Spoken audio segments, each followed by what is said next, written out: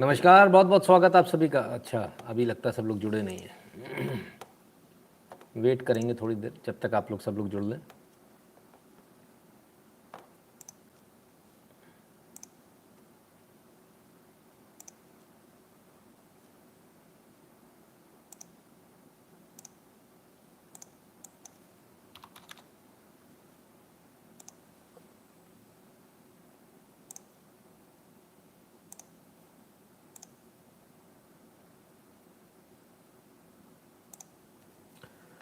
नमस्कार, बहुत बहुत स्वागत आप सभी का। उम्मीद करता हूँ आप सब तक आवाज़ ठीक तरह से आ रही होगी, आपको वीडियो भी ठीक से तरह से दिखाई दे रहा होगा, टेलीग्राम पे नोटिफिकेशन भी मिल गया होगा। यदि सभी चीज़ें होंगी तो AVT ओके लिख दीजिए फटाफट और जल्दी से अपने मित्रों के साथ शेयर कर दीजिए। खुद भी वीडियो को लाइक कर लीजिए और जिनको साथ शेयर करें उनको भी कह दीजिए वीडियो को लाइक कर लें और उसके बाद तसल्ली से बैठ कर देखें। ना मैं बार बार टोकूंगा ना आपको प्रॉब्लम होगी, ठीक है। तो चलिए मानकर चलेंगे सब कुछ सही है, फटाफट जल्दी से खबरें ज़्यादा रहें तो थोड़ा जल्दी से उसको कवर करेंगे। एक सुखद जो भारत में बदलाव हो रहा है, उस बदलाव की एक तस्वीर पहले आपको दिखाते हैं, इसके बाद आगे बात करेंगे। ठीक है। नारायण शंकर रमन जी आइए, बड़े दिनों बाद नज़र आ रहे हैं, चलिए स्वागत है। तो पहले ज़रा उस सुखद तस्वीर को देख लीजिए।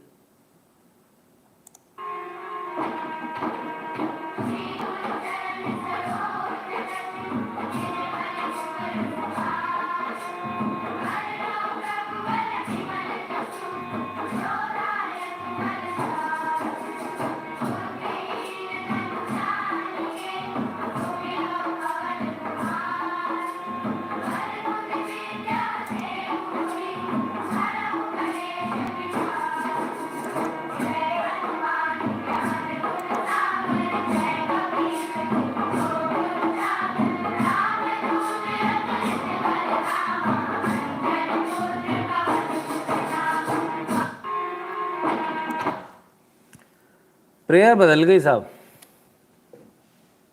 सही मायने में तो प्रेयर यही है, प्रार्थना तो यही होनी चाहिए।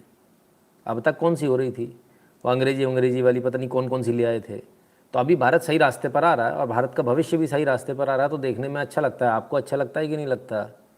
नारायण शंकर रमन जी इतनी दूर बैठे हैं, भारत की तस्वीर बदल रही है, आनंद आ रहा है कि नहीं आ रहा है? तो जब भारत की बदलती तस्वीर आप लोग देखते हैं उतनी दूर से, तब आप लोगों को कैसा लगता है? हमको तो यहाँ से अच्छा लगता ही लगता है, क्योंकि हमको तो वाकई में अब हमारा कनेक्ट हुआ है भारत से। वो इंडिया बना दिया था कुछ लोगों ने, है ना। तो भारत से कनेक्ट हो रहा है और अपनी रूट्स पर वापस जाना ही एकमात्र उपाय है। और बहुत अच्छा किया जो तमाम सारे जो हमारे स्कूल्स हैं वो इस प्रकार से हनुमान चालीसा है, तमाम सारी चीज़ें लेकर आ रहे हैं। मेरा एक निवेदन और है आपके पास में, अगर 7 दिन नहीं तो 6 दिन तो होते हैं, 6 दिन स्कूल खुलता है, तो 6 दिन अलग अलग प्रार्थना या आरती हम कर सकते हैं। क्या हम इस पर थोड़ा सा विचार करें और समय समय पर इसको क्लासेस के हिसाब से भी बदल सकते हैं। या 6 महीने हमने कुछ आरती करी, फिर 6 महीने बाद कुछ और 6 आरती 6 आरती, तो ऐसे करते करते पूरा आपका संग्रह जो है वो एक हो जाएगा, तो एक बहुत ईजी हो जाएगा। क्योंकि स्थिति इतनी ख़राब है, मैं ना ही कुछ कहूँ तो अच्छा है, नहीं तो बहुत लंबा चला जाएगा मामला। नीला परांजपे जी कहते फील वेरी प्राउड। बिल्कुल प्राउड होना चाहिए आपको कि भारत के अंदर इतने बदलाव हो रहे हैं। क्योंकि भारत के अंदर जो अंग्रेज़ी माध्यम के जो स्कूल हैं, इंग्लिश मीडियम स्कूल, जो तथा कथित अपने आप को कॉन्वेंट स्कूल समझते हैं, खासकर वो जो किटी पार्टी वाली जो मैडम है, उनके जो बच्चे जो जाते हैं किटी पार्टी वाली, बड़े बड़े लोग, उनके जो बच्चे हैं ना, उनकी स्थिति इतनी ख़राब है कि मतलब आप उनको सेक्युलर भी नहीं बोल सकते। वो तो है ही नहीं हिंदू, उनको पता ही नहीं क्या होता है, एक शब्द कुछ भी नहीं आता।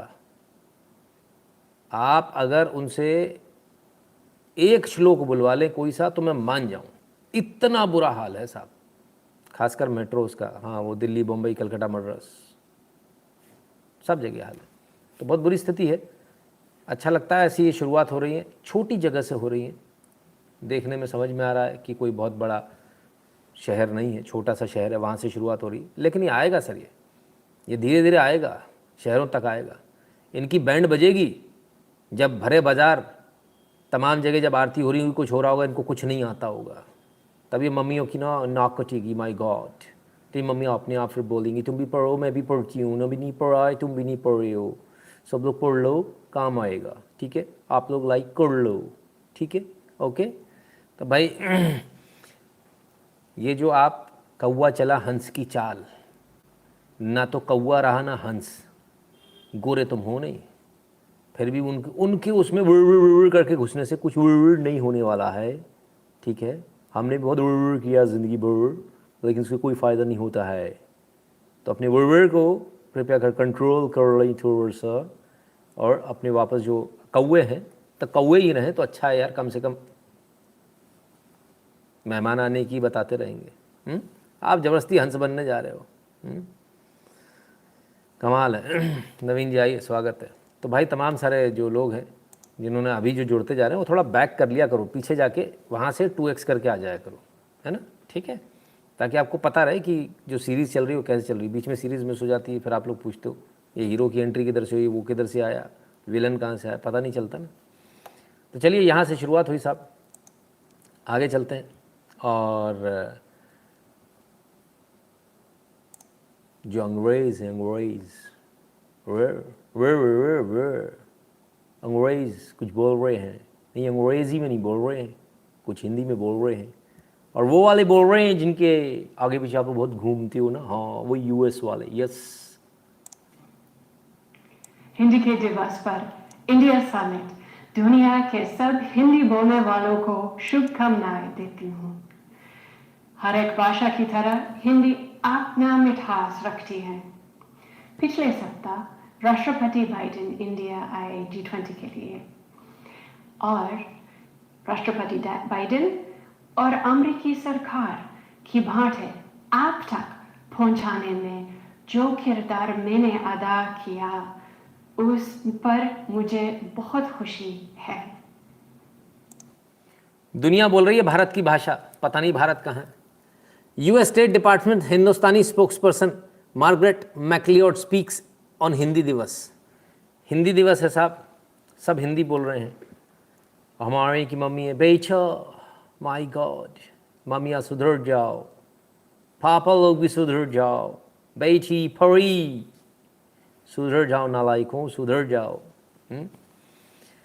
दुनिया हिंदी बोल रही है, दुनिया भारत की भाषा बोल रही है। The world is dancing to the tunes of India. उंगलियों पे नचा रहे हैं हम उन्हें। कभी सोचा था? नहीं सोचा था ना। यही तो फ़र्क है, जो आप सोच नहीं सकते वो यहाँ बताया जाता है और वही होता है, ठीक है। तो भाई अभी तो शुरुआत हुई है, विश्वगुरु बनेगा भारत, लिख लेना। तो अमेरिका हो गया, ऑस्ट्रेलिया भी देख लें, चलो गोरी गोरी, ओ माय गॉड एक और गोरी। नमस्कार, आपको हिंदी दिवस की बधाइयाँ। मेरे स्टाफ की हिंदी सुने। Not bad, eh? My staff reckon they can speak Hindi better than me. Let's find out. Kabir का यह दोहा मुझे पसंद है, काल कर रहे सो आज कर रहे सो अब, पल में परले होएगी, बहुरी करेगा कब। कोशिश करने वालों की कभी हार नहीं होती, ये मेरा पसंदीदा हिंदी मुहावरा है। जैसा देश वैसा पेश, जहाँ चाह वहाँ राह, सांझ को आज क्या, धर्म करो, फल की चिंता मत करो। ऑस्ट्रेलियन हाई कमीशन हिंदी दिवस की हार्दिक शुभकामनाएं दे रहे हैं साहब। मैंने कहा ना पूरी दुनिया हिंदी बोल रही है, पर आप लोग पता नहीं कौन सी दुनिया में। अच्छा, आप लोगों को ऐसे ही लगता है अंग्रेज़ी बोलने से बहुत कुछ फ़र्क पड़ता है, पड़ता होता तो कोई सी फ़र्क पड़ता। मुझे इतने सारे लोग कैसे देख रही होती, आपके बच्चे तो अंग्रेज़ी बोलती हैं, आप भी बोलती हो, फिर क्या हुआ? कुछ नहीं बोल पाते, बहुत गलत होता। अपनी जो असली पहचान है उसी में रहो यार, है ना। क्यों ज़बरदस्ती का एक लबद्दर ओढ़ रहे हो? हमने बहुत ओढ़ा ज़िंदगी भर, फिर उतार के बैठ।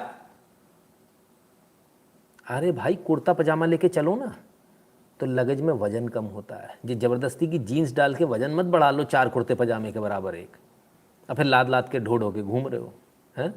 ठीक है ना। तो जैसे हैं वैसे रहें, मस्त रहो यार अपनी भाषा में। Boys are better than girls, these parents don't even bother to teach them even how to cook leave alone prayers. अब सर मैं इस बारे में तो क्या कहूँ मोहन जी, है ना, तो अपन चुप ही रहें तो अच्छा है। आधी आबादी बहुत मारेगी और मेरे घर पे भी मौजूद है, चुप रहते हैं अपन, काय के लिए बोलें, क्यों पंगा क्यों ले लें अपन। Sir my son in English medium but his daily homework includes shlok also. Ram भैया, राम जी आपका बच्चा कौन से स्कूल में है, किस जगह पर है, नहीं मत बताइए, लेकिन बड़े कमाल की बात है, अगर ऐसा स्कूल है तो वाकई में ऐसा ही स्कूल होना चाहिए। अंग्रेज़ी से कोई दिक्कत नहीं है, दिक्कत वहाँ है जहाँ निकम्मों को अपनी माँ नहीं पता कौन है और पड़ोसन को आंटी को ले लेके घूम रहा है, मतलब अंग्रेज़ी को लेके घूम रहा है और हिंदी का अता पता नहीं है, तब प्रॉब्लम होती है ना। चलिए, नवीन जी कहते हैं, Nitin ji we are secular, you know we only go convent school. Oh yes my God, how can I forget. Yeah, I'm not, I'm not a desi boy, you know. एमन शाह जी आइए, स्वागत है आपका, बहुत बहुत स्वागत। चलिए, तो चलिए यहाँ तक तो हुआ। हमारा दोस्त है इज़राइल, सबसे मस्त वीडियो उन्हीं का है यार, आइए देखते हैं। इज़राइल की एम्बेसी ने जो वीडियो जारी किया है, इज़राइल इन इंडिया, देखिए मज़ा आएगा आपको। अरे मरवा देगा ये भाई, हिंदी सिनेमा के साथ हिंदी दिवस की उत्सव, हिंदी दिवस का उत्सव।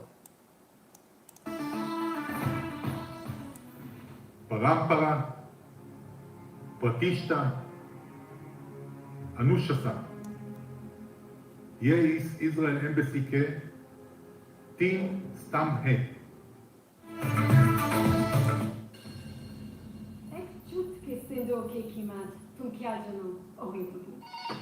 हेलो प्रसाद घर पर है? अभी 10 मिनट पहले चलो से आपको कुछ बोला था। चल बस साला देखे नंबर दरकार गुस्सा है। हेलो बाबूराव है? नहीं, देवी प्रसाद है, बोल। मैं आपको बहुत पसंद करती हूँ ना, बहुत, मैं अपनी फेवरेट हूँ। दाऊमशाही जिंदगी बड़ी होनी चाहिए, लंबी नहीं। मैं ऐसा उपाय देगा। कौन है जिसने दोबारा मुझे नहीं देखा?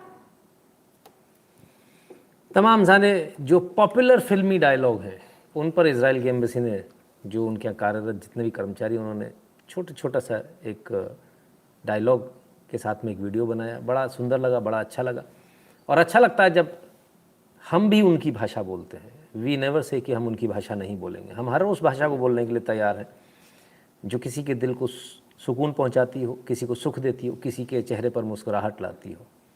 और थोड़ा सा एक्सपेक्टेशन बतौर भारतीय हम भी करते हैं कि लोग हिंदी में से वीडियो बनाएं, भले ही वन लाइनर हैं, भले ही एक डायलॉग है, पर इट मेक्स सेंस। बराबरी जब होती है ना सर, तब अच्छा लगता है। बराबरी नेगेटिव वे में नहीं, पॉजिटिव वे में, कि हमने अगर कुछ किया, सामने वाला भी थोड़ा कुछ कर देता, तो भारतीय तो थोड़े में ही खुश हो जाते हैं। और आज भारतीय बहुत खुश हो रहे होंगे, मैं समझता हूँ दुनिया के कोने कोने में जितने भारतीय हैं वो बड़े खुश हो रहे होंगे। So this is how we are. अपनी छतरी तुमको दे दें कभी जो बरसे पानी, ठीक है ना। तो हम लोग ऐसे ही लोग हैं कि दूसरों के लिए हम लोग करने में कभी पीछे नहीं हटते, लेकिन क्या करें, इसके बावजूद दुनिया में पूरे विश्व की एक ही प्रॉब्लम है, जानते हैं कौन? कम्युनिज्म। बस यही प्रॉब्लम है। भारत में वरना कोई प्रॉब्लम नहीं है। ये लोग ना होते तो भारत बहुत अच्छी जगह होता, इन लोगों के कारण ही सारी प्रॉब्लम है। पर एनीवेज, और लोग बोलते हैं 10 साल में क्या बदला। करेक्ट रॉबिन जी, 10 साल में क्या बदला? 10 साल में इतना कुछ बदल गया कि जो दूसरे देश हैं वो आपको मान सम्मान, इज्जत देने लगे, बराबरी का दर्जा देने लगे। उनको भी ये महसूस होने लगा कि नहीं, भारत को विश करना चाहिए हिंदी दिवस पर। ये बहुत बड़ी बात है। आपकी दिवाली को लेकर छुट्टियां मिलने लगी तमाम सारी जगहों पर। अमेरिका से लेकर न्यूजीलैंड, ऑस्ट्रेलिया, तमाम सारी जगहों पर छुट्टी डिक्लेयर होने लगी कि हाँ भाई गवर्नमेंट ऑफिशियल हॉलीडे रहेगा। तो ये कुछ कम नहीं है, ये आपके भारत के बढ़ते हुए प्रभुत्व को बताता है। भारत आपका है, आप उसको जैसा बनाना चाहेंगे। You are the brand ambassador, जो मैं हमेशा से कहता था, मोदी जी ने कहा, आज फिर मैं कह रहा हूँ, भाषा बहुत मिलती जुलती है क्योंकि हम सबकी भाषा एक ही होती है। तो चलिए आगे चलते हैं। भारत ने कुछ और बड़ा किया है आज, और वाकई में भारतीय इतिहास में ये पन्ना जो जुड़ा है ये हर आम आदमी के बहुत काम आएगा। Chief Justice of India announces that the Supreme Court of India to come under the National Judicial Data Grid platform which provides tracking of pendency of cases. CJI says it will bring transparency and accountability. It is a historic, CJI बोल रहे हैं चंद्रचूड़ साहब, it is a historic day. It is unique platform which is developed by NIC and in-house team of Supreme Court. Now at the click of a button you can see real-time information on pendency of cases, year-wise total pendency of registered, unregistered cases, number of cases decided quorum wise. तो साहब आज finally supreme court से लेके जितने भी हमारे court हैं वो नेशनल डेटा ग्रिड प्लेटफॉर्म से जुड़ गए, national judicial data grid platform से जुड़ गए। इसमें आप सभी केसेस को देख सकते हैं, पेंडेंसी है, क्या चल रहा है। यानी अब तक जो आप बाबू के पास जाते थे ना, बेचारा गरीब आदमी जो जाता था, वो जाता था 10, 20, 50, 100 रुपये देता था बाबू को, तब बाबू बताता था हमारी अगली तारीख क्या है ना। आप सबको कसम है, जितने भी लोग इस लाइव को देख रहे हैं, कसम है आप सबको, जितने आपके आसपास में गरीब लोग हैं जिनके केस चल रहे हैं, उनको इस ग्रिड का फ़ायदा लेकर उनकी तारीख, उनके केस में क्या हो रहा है, ये फ्री में बताना है आपने। आपके यहाँ मेड आती होगी काम करने, आपके यहाँ मैकेनिक होगा, आपका कोई आपके यहाँ वॉचमैन होगा, इन सब लोगों को, और जो सीख सकते हैं उनको सिखाना भी है, ठीक है। Let them have this benefit of the system we are developing. इसका जब तक बेनिफिट आखिरी आदमी तक नहीं पहुंचेगा तब तक इसका मज़ा नहीं आएगा। तो वो जो बेचारा परेशान हो रहा ना आदमी, वकील साहब के पास जा रहा है, वो 500 रुपये झटक ले रहे हैं, कर ले, उसको वहीं बता दो बेटा ये है, अगली तारीख ये पड़ गई, इस तारीख पे ये हुआ था, तो उसको पता चल जाएगा, तो गुमराह होने से भी बचेगा। वो बोलेगा भाई साहब मैंने तो ये एप्लीकेशन मूव ही नहीं करी, या मान लो मैंने ये एप्लीकेशन मूव करनी थी, मूव क्यों नहीं हुई, अगली तारीख कैसे बढ़ गई, तो वो जाके वकील से भी बात करेगा। कुल मिला के ट्रांसपेरेंसी बढ़ेगी और ये बहुत अच्छा है। तो हमने क्या करना है, हमने अपने आसपास जो लोग हैं उनकी मदद करनी है इस national judicial data grid platform का इस्तेमाल करके, ठीक है ना। कोई इसमें चालाकी मत करना, पता चला अपना कंप्यूटर लेके बैठ गया, ये धंधा शुरू कर दिया। धंधा नहीं करने के लिए, धंधा करने के लिए और बहुत सारी चीज़ें बताता हूँ। कुछ चीज़ें ऐसी होती है जो समाज सेवा के लिए होती हैं, जिसमें डॉक्टरी का पेशा है, जिसमें ये जो भी हमने बताया सेवा का पेशा है। तो सेवा के जो पेशा है ना, अगर इसमें धंधा मत करो। धंधे के बहुत सारी चीज़ें बताऊंगा, आप बहुत लाखों रुपए कमाओगे, है ना। कितनी बार बताया ना, सबने कमाया अभी तक। तो इसमें धंधा ना करे कोई, गरीबों की मदद कीजिए, जो अपने आसपास जो कम पढ़े लिखे हैं, जो कमज़ोर वर्ग है, उसकी मदद कीजिए, ठीक है। क्लियर है। नवीन जी कहते हैं single man earn worldwide respect for 1.4 billion people in just 10 years compare to previous. बोला नहीं, जोश ही रहूंगा मैं। हाँ, क्या बात करते हैं, you call him a man, think twice. तो खैर, इसको लेकर प्रधानमंत्री मोदी ने भी इस बात को धन्यवाद दिया और कहा कि such harnessing of technology will further transparency and enhance the justice delivery system in our country. प्रधानमंत्री मोदी भी खुश हैं। जस्टिस चंद्रचूड़ साहब, इतना आपने एहसान किया इस देश के ऊपर, कितने आप हैंडसम हो, स्मार्ट हो, आपने इस नेशनल जुडिशियल डेटा ग्रिड को आपने एक्सेप्ट कर लिया। एक और चीज़ को एक्सेप्ट कर लो ना, ये जो चली आ रही है बपौती, ख़त्म करो। अब आप हीरो बनो इसके, ये छोड़ो इन सबको। आपने अब तक हर वो काम किया जो कोई ना कर पाया, और ये भी वो काम है जो कोई नहीं कर पाएगा।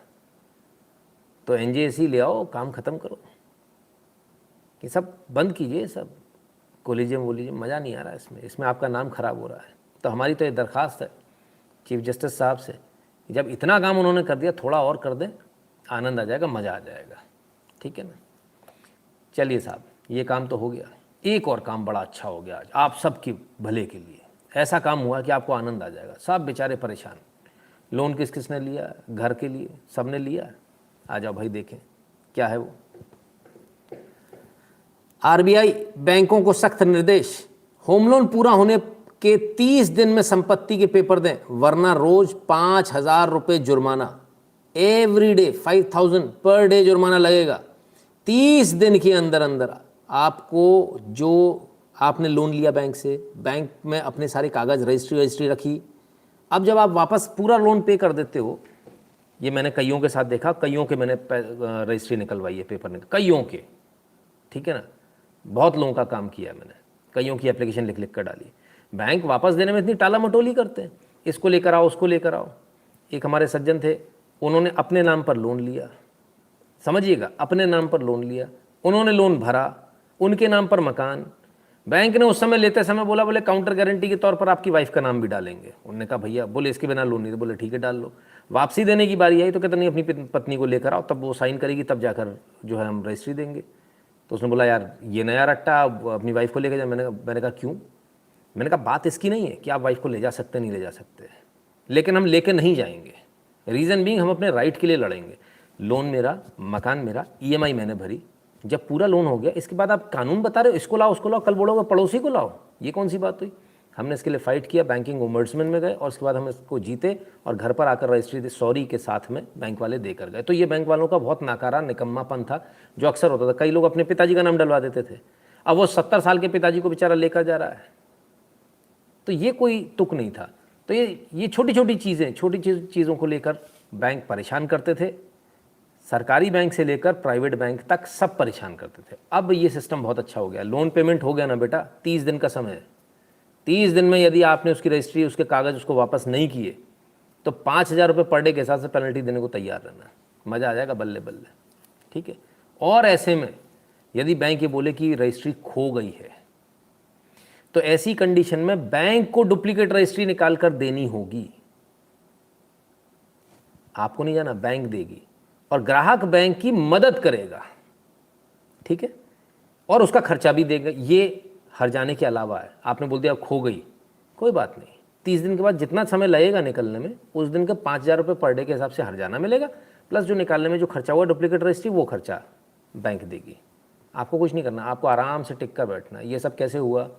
ये सब तब हुआ जब ये लगातार इस प्रकार की चीज़ें हो रही थी और लगातार हम फाइनेंस मिनिस्ट्री को इस बात को लेकर हम लगातार बोल रहे थे, भाई आपके यहाँ सिस्टम गलत चल रहा है, आपके यहाँ। हमने और भी बहुत सारी चीज़ें बैंक्स को लेकर दी हैं, धीरे धीरे जैसे जैसे वो होगा वो चीज़ें भी होती जाएंगी, समय लगेगा, लेकिन बाकियों के मुकाबले बहुत फास्ट हो रहा है। तो ये काम एक बहुत अच्छा हुआ भारतीय जनता के लिए और गुड इनफ, आप सबको राहत मिली होगी इससे। तमाम सारे जो हमारे बैंक से जिन्होंने लोन लिया हुआ, जो बेचारे परेशान होते, मतलब अपना ही पैसा चुकाने के बाद में ब्याज समेत हम भिखारी की तरह अपने कागज़ के लिए घूम रहे हैं।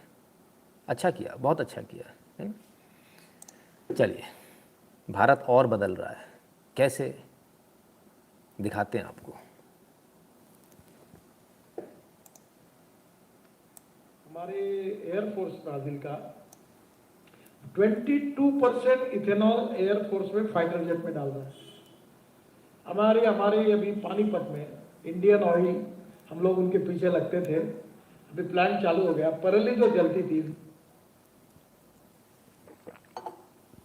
फाइटर जेट में कितना देखना है मुझे विंटर, पराली जो जलती थी उससे बनाया एथेनॉल, और फाइटर जेट में 22% एथेनॉल, फाइटर जेट में।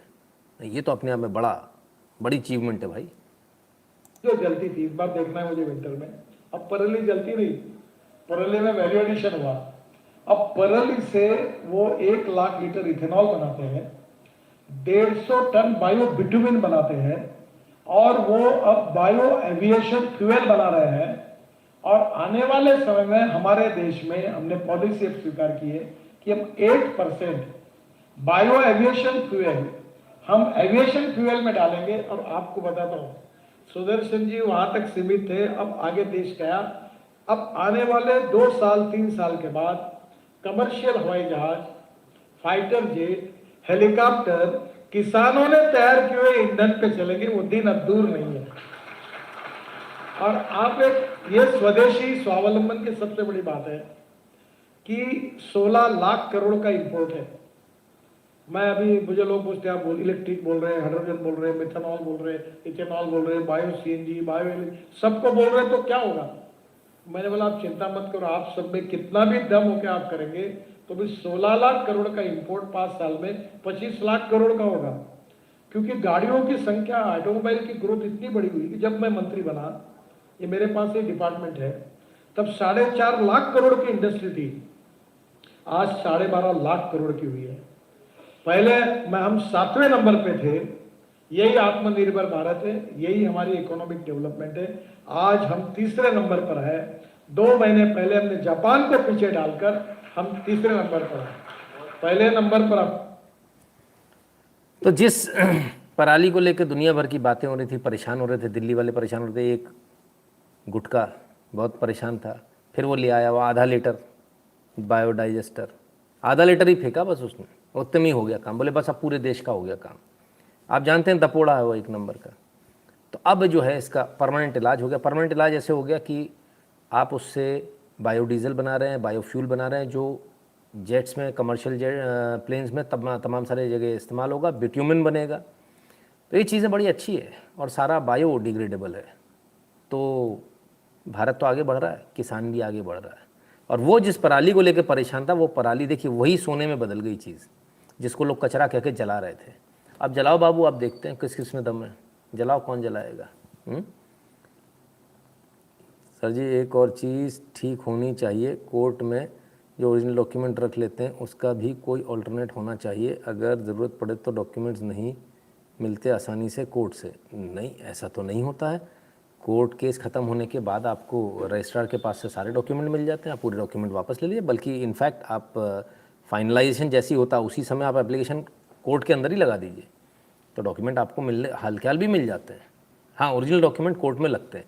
क्यों? क्योंकि ये शुरू से प्रथा चलती आ रही है, और अगर ओरिजिनल नहीं लगेंगे तो लोग डुप्लीकेट लगाना शुरू कर देंगे, फिर तो बड़ा गड़बड़ हो जाएगा मामला। तो कोर्ट में क्योंकि न्याय पाना है तो ओरिजिनल डॉक्यूमेंट लगते हैं। हाँ, लेकिन उसमें भी ये होना चाहिए कि कोई समय, आप देखो कोर्ट अपने लिए कुछ नहीं करेगी ना, समय सीमा अपने लिए नहीं बांधेगी कि हमारा हो गया तो हमको इतने दिन के अंदर देना, नहीं तो हमारे बाबू पे इतनी पेनल्टी। यहाँ भाई भतीजावाद बड़ा खतरनाक वाला है। हाँ, उनके बाबू को भी प्रॉब्लम नहीं होनी चाहिए, ठीक है ना। चलिए, तो भारत अपना बायोडीज़ल बना रहा है, बायोफ्यूल बना रहा है, पराली से बना रहा है, जिससे समस्या थी कचरे को सोने में बदल दिया, ये सब तो ठीक है। एक और बड़ी खबर है, आनंद आएगा आपको। गाड़ियों से संबंधित है। वो कह रहे गाड़ियाँ चलेंगी, आप सीएनजी भी ला रहे हो, फलान कर रहे हो, बोले मेरा तो इतना ऊपर जाने वाला है कि 5 लाख करोड़ का मामला जाएगा। देखें जरा, Tesla to invest nearly $2 billion in India to buy auto parts. $2 billion का इन्वेस्टमेंट आ रहा है। बोले तो ये 16,590 करोड़ 16,590 करोड़ के ऑटो पार्ट्स खरीदेगा टेस्ला। प्रधानमंत्री मोदी और एलन मस्क की जब बातचीत हुई थी तो प्रेशर इस बात को लेकर था कि भारत में टेस्ला बनाओ। अब भारत में बने नहीं बने, फिलहाल पार्ट सोर्स करना तो शुरू कर दिया। यानी एक बात तो पक्की है, आज नहीं तो कल टेस्ला भारत आएगा। अब हमारे जो ऑटो मेकर्स हैं उनको चाहिए कि वो टॉप क्वालिटी के पार्ट्स बनाएं और टेस्ला को बेचें। जिस वक्त आप टॉप क्वालिटी का माल बेचेंगे, जिसकी क्वालिटी अच्छी होगी, रेट कम होगा। और अभी रेट कम रख लेना, ज़्यादा पेट बड़ा करोगे तो कोई नहीं आने वाला। तो पहले रेट कम रख लीजिए, माल बेचना शुरू कीजिए, और जब माल बिकना शुरू हो जाए तब धीरे से अपन देखेंगे, कमाई का साधन भी आ जाएगा। अभी तो नो प्रॉफिट नो लॉस में कम से कम बिजनेस करना चाहिए, क्योंकि टेस्ला जैसी कंपनी को भारत में लाने के हमको सब कुछ करना चाहिए। और $2 बिलियन का मार्केट है, 16,000 करोड़ का मार्केट है, टर्नओवर में बल्ले बल्ले हो जाएगी। कहीं और से कमाएंगे, जरूरी थोड़ी एक ही कंपनी से कमाना है। ठीक है ना। बहुत सारे लोग सोचते होंगे, अक्सर मेरी जो बातें हमेशा ऐसी होती, कम मार्जिन पे काम कर लो, इस पे कर लो, उस पे कर लो, तो पैसा कहाँ से कमाएंगे। एक स्मार्ट बिजनेसमैन जो होता है ना सर, वो हमेशा शुरुआत में 0 मार्जिन या कम मार्जिन पे काम करता है, बाद में अपनी साख के साथ में धीरे धीरे बढ़ता है। ठीक है ना। ऐसा नहीं होता कि प्रॉब्लम कहाँ है हमारे साथ में, हमारे माइंडसेट के साथ प्रॉब्लम है। हमको स्कूल में कभी सिखाया ही नहीं गया कि हमको अपनी हैसियत, अपनी औकात के हिसाब से चलना है। हम बराबरी किसकी करना चाहते हैं? जो 25 साल से मार्केट में है, हम उसकी बराबरी करना चाह रहे हैं। आप चाहे कपड़े की दुकान हो, चाहे खाने के ठेला हो, किसी की भी ऐसे बराबरी नहीं कर पाओगे आप, है ना। अगर आप पोहा बेचने भी बैठे हो या पराठे भी बना रहे हो ना ठेले पे, सर 25 साल वाले का नाम चलता है, आपका नाम नहीं चलता। इसलिए आपको क्वालिटी भी अच्छी देनी होगी और सस्ते में भी देनी होगी। आप उसका मुकाबला नहीं कर सकते, आपको समय लगेगा, 2-5 साल लगेंगे, तब जाके आप सेटल होगे। तो ऑलवेज़ रिमेंबर, जब शुरुआत करते हैं तो कम मार्जिन, कष्ट पर ही होती है शुरुआत। बिजनेस में यही है, शुरुआत बहुत कष्टप्रद है लेकिन एंड बहुत सुखद है। भिखारी की तरह कटोरा लेके नहीं जाना पड़ता ना आपके बच्चे को किसी और के सामने, अल्लाह के नाम पे नौकरी दे दे भैया, ऐसा नहीं करना पड़ता। अपने ठाठ से अपना गद्दी संभालता। कुछ बेवकूफ़ होते हैं जिसके बावजूद नौकरी करने जाते हैं, फिर आ जाते हैं टल्ले खा के थोड़े दिन में वापस, नहीं अपना ही सही है। कुछ इस बात में खुश रहते हैं, मेरा ऑफिस बड़ा अच्छा है, पर वो तो दूसरे का है, तुम्हारा कहाँ है? तुमको तो कभी भी एलन मस्क की तरह से वो निकाल सकता है बाहर, सिक्योरिटी वाले को बुला के धक्का देके, जैसे गधैया को निकाला था, हैं? तो फिर क्या करोगे? दिमाग के दरवाजे खिड़की खुले रखा करो यार। गुरु जी कल से देर रात 15 दिन के लिए विदेश यात्रा पर जा रहा हूँ। अच्छा, बड़ी बात है, जब लाइव पर हाजिर होना शायद नहीं हो पाएगा, इसलिए आपसे इजाज़त चाहता हूँ। चलिए, बहुत बढ़िया, अच्छी बात है, आप निकलिए और शुभ यात्रा, बहुत बहुत शुभकामनाएं आपको। वहाँ पर भी भारत का कुछ अच्छा करके ही आइएगा। और कुछ आप तो क्या बोलूँ, आप तो वैसे ही स्मार्ट हैं। खैर तो चलिए अब बात करते हैं उसकी जिस बात को लेकर बड़ा हंगामा है, सनातन को लेकर। लेकिन उससे पहले याद दिला दूँ, आए हैं ये कैसे पहले आ गया, पहले इसको आना था। QR कोड को स्कैन करके अपनी अपनी फ़ीस भर दीजिएगा भाई, फ्री में मत देखिएगा लाइव कृपया करके। और अमाउंट के ठीक नीचे आपका ऐड नोट या ऐड कमेंट होगा, उसमें अपना नंबर और नाम ध्यान से लिख दीजिएगा। 8770720196 इस नंबर पर गूगल पे, पेटीएम, फ़ोनपे के माध्यम से और भीम UPI एड्रेस n.shuklan@UPI के माध्यम से भी आप अपनी अपनी फ़ीस भर सकते हैं, पेमेंट कर सकते हैं। लेकिन नाम और नंबर भेज दीजिएगा साथ में। जो भारत के बाहर हैं वो patreon.com/नितिन शुक्ला पर या फिर paypal.me/नितिन शुक्ला GWL पर जाकर ध्यान से अपना पेमेंट कर दें। नंबर व्हाट्सएप वाला भेज दीजिएगा भाई, हाँ, और वो भेजिएगा जिस पे मैसेज जा सके। बहुत सारे लोग ऐसा मैसेज भेजते हैं, नंबर भेज देते हैं जिसमें वो रिकॉर्डिंग ही रहती है उनकी। मतलब बड़े लोग हैं ना, अमीर लोग हैं, सारे रईस लोग, उनके यहाँ कोई मैडम बोल देती है अंग्रेजी में, फलाना फलाना is not able, please leave your message. Oh my God, अब मैसेज ऐसे काम लीव करें हम? ठहरे देसी दद्दू आदमी, बे कहते हैश दबाओ, स्टार दबाओ, हमें कहाँ समझ में आया भैया, हैं? खैर, 2 यूट्यूब चैनल नितिन शुक्ला दोनों को सब्सक्राइब कर लीजिए, बेल आइकन दबा लीजिए और ऑल नोटिफिकेशन को ऑन कर लीजिएगा। t.me/शुक्ला, इससे सभी लोग जुड़ जाएं। टेलीग्राम का ये चैनल सबसे इंपॉर्टेंट है। आप पेमेंट करते हो नहीं करते हो, लेकिन इससे ज़्यादा ध्यान से जुड़ जाइए। ट्विटर पर NSO365 और @NShuklain 2 अलग अलग ट्विटर हैंडल है, दोनों को फॉलो कर लीजिएगा। इंस्टाग्राम पूछ ट्विटर पर @NShuklain, फेसबुक पर नितिन शुक्ला, गैप पर नितिन शुक्ला को फॉलो कर लीजिए। और इसके अलावा वो मूर्ख ही होते हैं जो इतना समझाने के बाद भी नहीं करते हैं, बाद में रोते रहते हैं फिर, है ना। आप मूर्खों की श्रेणी में मतलब पढ़िए, इसलिए सारी चीज़ों को फॉलो कर लीजिए। और साथ ही साथ गूगल फॉर्म भी हर एक वीडियो के, हर एक लाइव के डिस्क्रिप्शन में दिया, उसको भी ध्यान से भर दीजिएगा, बहुत आवश्यक है, नहीं तो फिर आप रह जाएंगे, आपको पता ही नहीं चलेगा। चलिए, सनातन के ऊपर बड़ा बहस चल रही थी, सनातन को बड़ी गालियाँ दी जा रही थी, बैकफुट पर आ गए स्टालिन। अब कहते सनातन पे बात नहीं करो, बीजेपी के भ्रष्टाचार पे बात करो। आए कहाँ से लाएं बीजेपी का भ्रष्टाचार? ये और आफत है, पहले ही इसमें परेशान थे, अब उस बीजेपी का भ्रष्टाचार ढूंढो। अजब गजब चीज़ें चल रही हैं। बहरहाल फिलहाल प्रधानमंत्री मोदी ज़बरदस्त पलटवार करते हुए, नहीं दूंगी। जिस सनातन को गांधी जी ने जीवन पर्यंत माना, जिन भगवान श्री राम ने उनको जीवन भर प्रेरणा दी, उनके आखिरी शब्द बने हे राम। जिस सनातन ने उन्हें अस्पृश्यता के खिलाफ आंदोलन चलाने के लिए प्रेरित किया, ये इंडी गठबंधन के लोग, ये गमंडिया गठबंधन के लोग किया, ये इंडी गठबंधन के लोग, ये इंडी गठबंधन के लोग। आपको 2-3 बार इसलिए दिखा रहा हूँ इंडी गठबंधन के लोग, क्योंकि जब इन्होंने एब्रिविएशन रखा था आई डॉट वाला, तब खुद बीजेपी के लोग भी लगातार इसको इंडिया बोल रहे थे। और मैंने पहले दिन से इंडी अलायंस बोला था, पहले दिन से। आज प्रधानमंत्री मोदी भी वही इंडी अलायंस बोल रहे हैं, नोबडी इज सेइंग इंडिया। जबकि इससे पूर्व के अगर आप देखेंगे प्रधानमंत्री के जो शुरुआती दौर पे थे, तब उन्होंने इंडिया गठबंधन बोला था, लेकिन बाद में घमंडिया गठबंधन हुआ और अब इंडी गठबंधन। तो इंडी अलायंस है। शब्द समझ में आ गए कैसे इस्तेमाल करने, एक एक शब्द के मायने होते हैं, उन्होंने जानबूझकर इंडिया करने के लिए किया, और हमने इंडी अलायंस इसलिए बोला क्योंकि एक्चुअली में लास्ट वाला जो ए है वो अलायंस है, तो इंडी अलायंस ही होगा वो, ठीक है ना।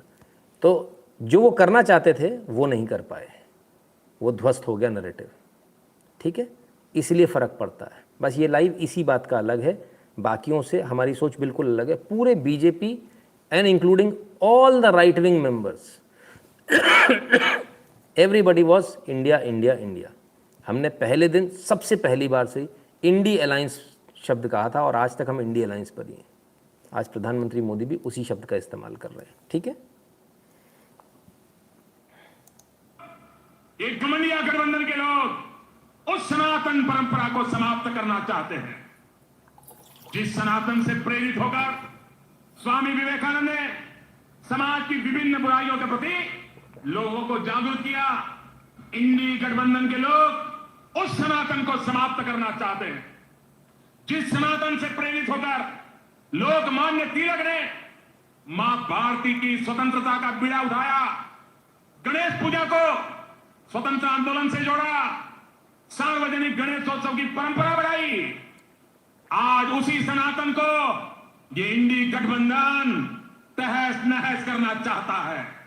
साथियों, ये सनातन की ताकत थी कि स्वतंत्रता आंदोलन में फांसी पाने वाले वीर कहते थे कि अगला जन्म मुझे फिर ये भारत मां की गोद में देना।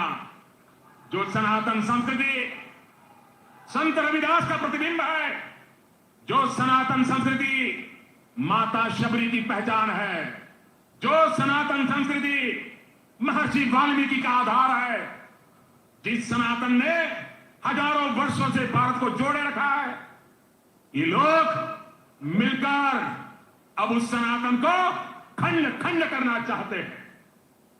आज इन लोगों ने खुल करके बोलना शुरू किया है, खुल करके हमला करना शुरू करके दिया है।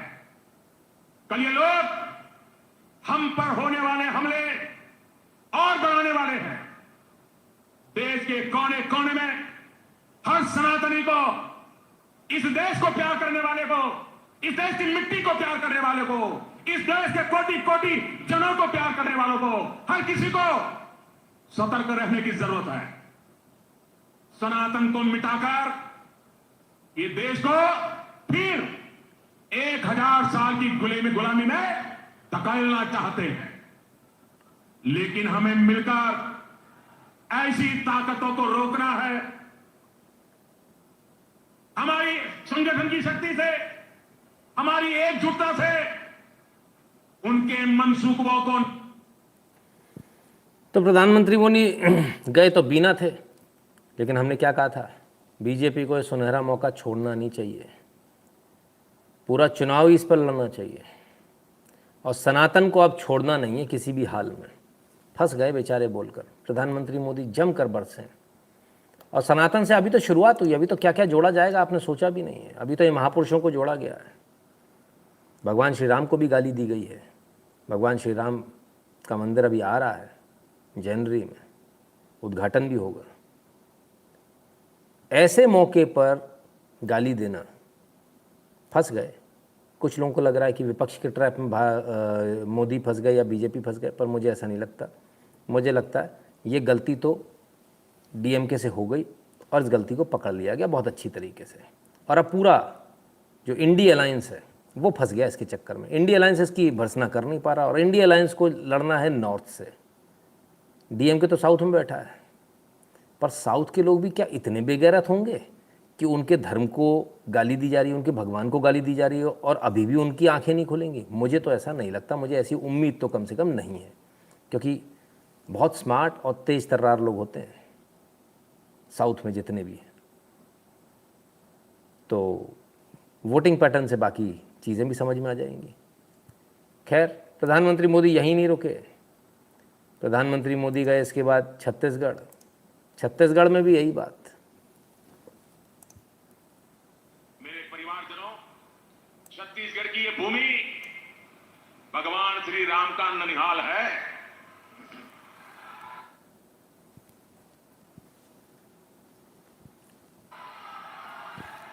माता कौशल्या का भव्य मंदिर यहां है।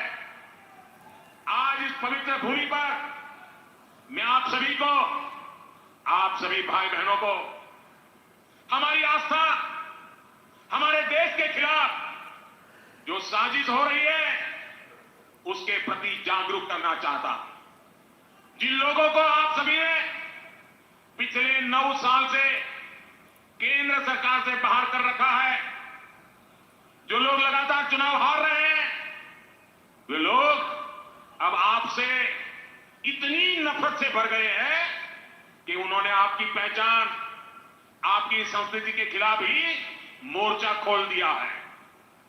इन लोगों ने मिलकर एक इंडी गठबंधन बनाया है। कुछ लोग इसे गठबंडिया गठबंधन भी कहते हैं। अब इंडी गठबंधन ने तय किया है कि वो भारत की सनातन संस्कृति को समाप्त करके रहेगा।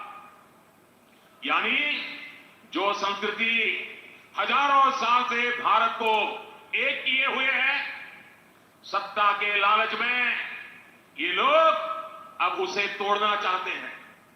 सनातन संस्कृति वो है जिसमें भगवान राम सबरी को मां कहकर उनके झूठे पैरों को खाने का आनंद लेते हैं। सनातन संस्कृति वो है जहां राम वनवासियों को, निषाद राजगुरु को अपने भाई से भी बढ़कर बताते हैं।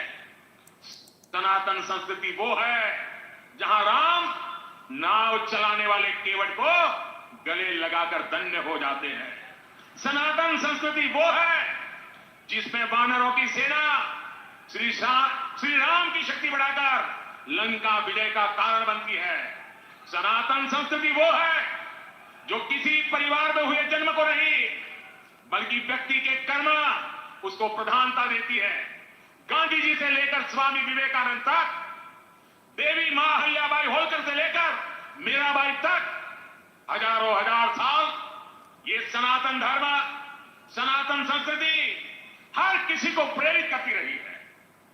ये सनातन संस्कृति है जो संत रविदास और संत कबीरदास को संत शिरोमणि कहकर अपना गौरव बढ़ाती है।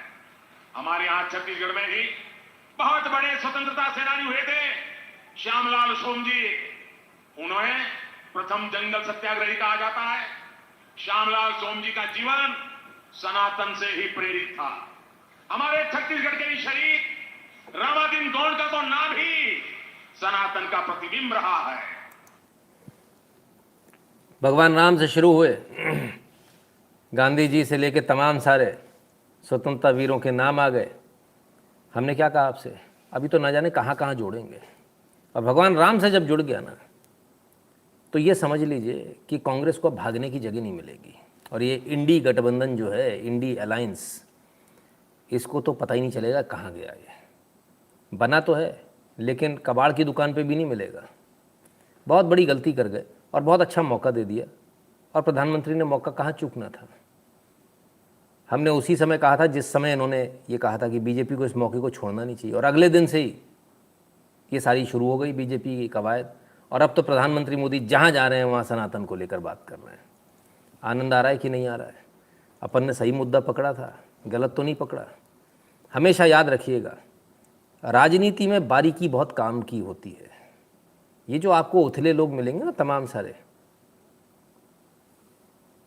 ट्विटर पे, फेसबुक पे, वो कुछ भी लिख देते हैं और हम कुछ भी लिखने में विश्वास नहीं करते। इसीलिए हमने इंडी अलायंस बोला, कभी इंडिया नहीं बोला। घमंडिया बोला लेकिन कभी इंडिया नहीं बोला। उसके पीछे रीज़न था, उसके पीछे कारण था। आज भगवान राम से इस इंडी अलायंस का जो सनातन का विरोध है, भगवान राम से जोड़कर हम सीधे वनवासियों तक पहुंच गए। आदिवासी नहीं, वनवासी। ठीक है, आदिवासी कोई शब्द नहीं होता, वनवासी होता है। आदिवासी तो सब है, हम सब आदिकाल से ही हैं इस भारत में। भारत पूरा आदिवासी है। वनवासी कौन? वनों में रहने वाले हमारे वो भाई, वो वनवासी। अब वो आदिवासी वनवासी की भी लड़ाई है, दलित और वंचित की भी लड़ाई है। आप दलित कहते हो, दलित कुछ नहीं होता, हमारे दलित शब्द कुछ नहीं है। वंचित, वंचित कौन? जिसको पूरा मौका नहीं मिला, जो शहरों में नहीं आए या जो जिनका मौका नहीं मिल पाया, वो वंचित समाज है। ये उसको दलित बोलते हैं। दलित मतलब दला हुआ, दला मतलब समझते हो आप, जिसको दबाया कुचला गया हो सालों साल। ये उसमें ऐसा एग्रेशन भरना चाहते हैं दलित नाम से कि देखो तुमको दलित बोलते ही तुमको तो दबाया कुचला गया है, पैरों तले रौंदा गया है। और जब हम वंचित कहते हैं तो इसका मतलब होता है कोई व्यक्ति हमारे बगल में बैठा हुआ लेकिन वंचित हो गया, थोड़ी देर के लिए उठ के कहीं गया था, उतनी देर में लड्डू बट गए तो किसी ने खा लिए, किसी के रह गए, तो उस वंचित को बता दिया भाई उधर लड्डू रखें, उधर जाके खा लो। अपन वंचित रह जाते ना कई बार कई मौक़ों से, तो इसलिए वंचित, दलित नहीं। शब्दों को ध्यान दीजिएगा, बारीकी सीखिए। अगर आप इस लाइव पर आते हैं तो बारीकी बहुत काम की चीज़ है ना। अगर बारीकी नहीं है तो फिर गड़बड़ हो जाएगी। कुमार अभिषेक जी कहते हैं आप सादा धन्यवाद बिज़नेस नॉलेज के लिए। बहुत बहुत धन्यवाद भैया। पहली बार देख रहा हूँ लेकिन यहाँ पे इसने लिख कर नहीं दिया कि पहली बार है। हो सकता है मुझे कुछ कन्फ्यूजन हो रहा है या आपने नाम चेंज किया हो। ठीक है ना। आइए तो और आगे चलते हैं। तो ये मुद्दा तो बन गया साहब, सनातन वाला मुद्दा तो बन गया और इस पर चुनाव होगा, इसको समझ लीजिए आप। प्रधानमंत्री मोदी फुल ऑन है, अकेले नहीं है, सेना भी उतार दी है। राजा अकेला नहीं है, सेना भी उतार दी और सेनापति भी उतर आए, छत्रप भी उतर आए, धीरे धीरे करके सारे। वो एक्चुअल में सीजनल हिंदू हैं। जैसे ही चुनाव आता है वैसे ही जनेऊ पहनना शुरू कर देते हैं। अब राहुल गांधी को अपना गोत्र ध्यान में आ गया, लेकिन दुनिया तो इस बात को अच्छे से समझती है ना कि राहुल गांधी जिस वंश के हैं वो वंश जो है इंदिरा गांधी और फिरोज खान के द्वारा ही शुरू होता है। इंदिरा गांधी और फिरोज खान के द्वारा ही शुरू होता है। इंदिरा गांधी और फिरोज खान के द्वारा ही शुरू होता है। इसलिए सारा देश इस बात को जानता है, उपहास भी उड़ाता है। जहाँ तक सनातन धर्म वाला विषय है तो सनातन धर्म सनातन है, अनंत है। इसको समाप्त करने वाला कोई व्यक्ति अभी धरती पर पैदा नहीं हुआ। वो केंद्रीय मंत्री नरेंद्र सिंह तोमर, सनातन को ख़त्म करने वाला कोई व्यक्ति अभी तक इस धरती पर पैदा नहीं हुआ। थोड़ा सा आगे और जोड़ देता हूँ, कभी होगा भी नहीं। यहाँ बहुत आए और जब जब आए तब तक क्या हुआ, तब तक परित्रणाय साधूनाम विनाशाय चतुष्कृताम धर्म संस्थापनार्थाय संभवानी युगे युगे हुआ। तब तक कभी भगवान राम के रूप में तो भगवान कृष्ण के रूप में भगवान आए और पापियों का संहार किया। तो अगर ऐसा होगा भी तो चिंता ना करें, सुदर्शन चक्रधारी फिर आ जाएंगे। ठीक है, तो ना था ना होगा, लेकिन बड़ी बात, पलटकर प्रहार बड़ा करारा किया है। फिरोज खान, अरे बाप रे बाप, फिरोज खान की औलाद बता दिया। इंदिरा गांधी और फिरोज खान की औलाद है। यानी एक बात तो पक्की है, तलवारें तो खिंच चुकी हैं बॉस, और ऐसी खिंच चुकी हैं कि कांग्रेस और BJP is now on a non negotiable mode. किसी भी कीमत पर नेगोशिएट तो नहीं होने वाला। अब पहले वाली बात खत्म हो गई। अटल बिहारी वाजपेयी जी वाली जो बीजेपी थी, हम बार बार इस बात को कहते हैं, ये वो बीजेपी नहीं है। लोग बीजेपी के अंदर फ़र्क को महसूस नहीं, खुद बीजेपी वाले भी महसूस नहीं कर पा रहे। क्यों नहीं कर पा रहे, क्यों नहीं दिख रहा है, मैं बड़ा हैरान हूँ। ये बीजेपी बहुत अलग है। ये बीजेपी नो कॉम्प्रोमाइज़ वाले मोड में है।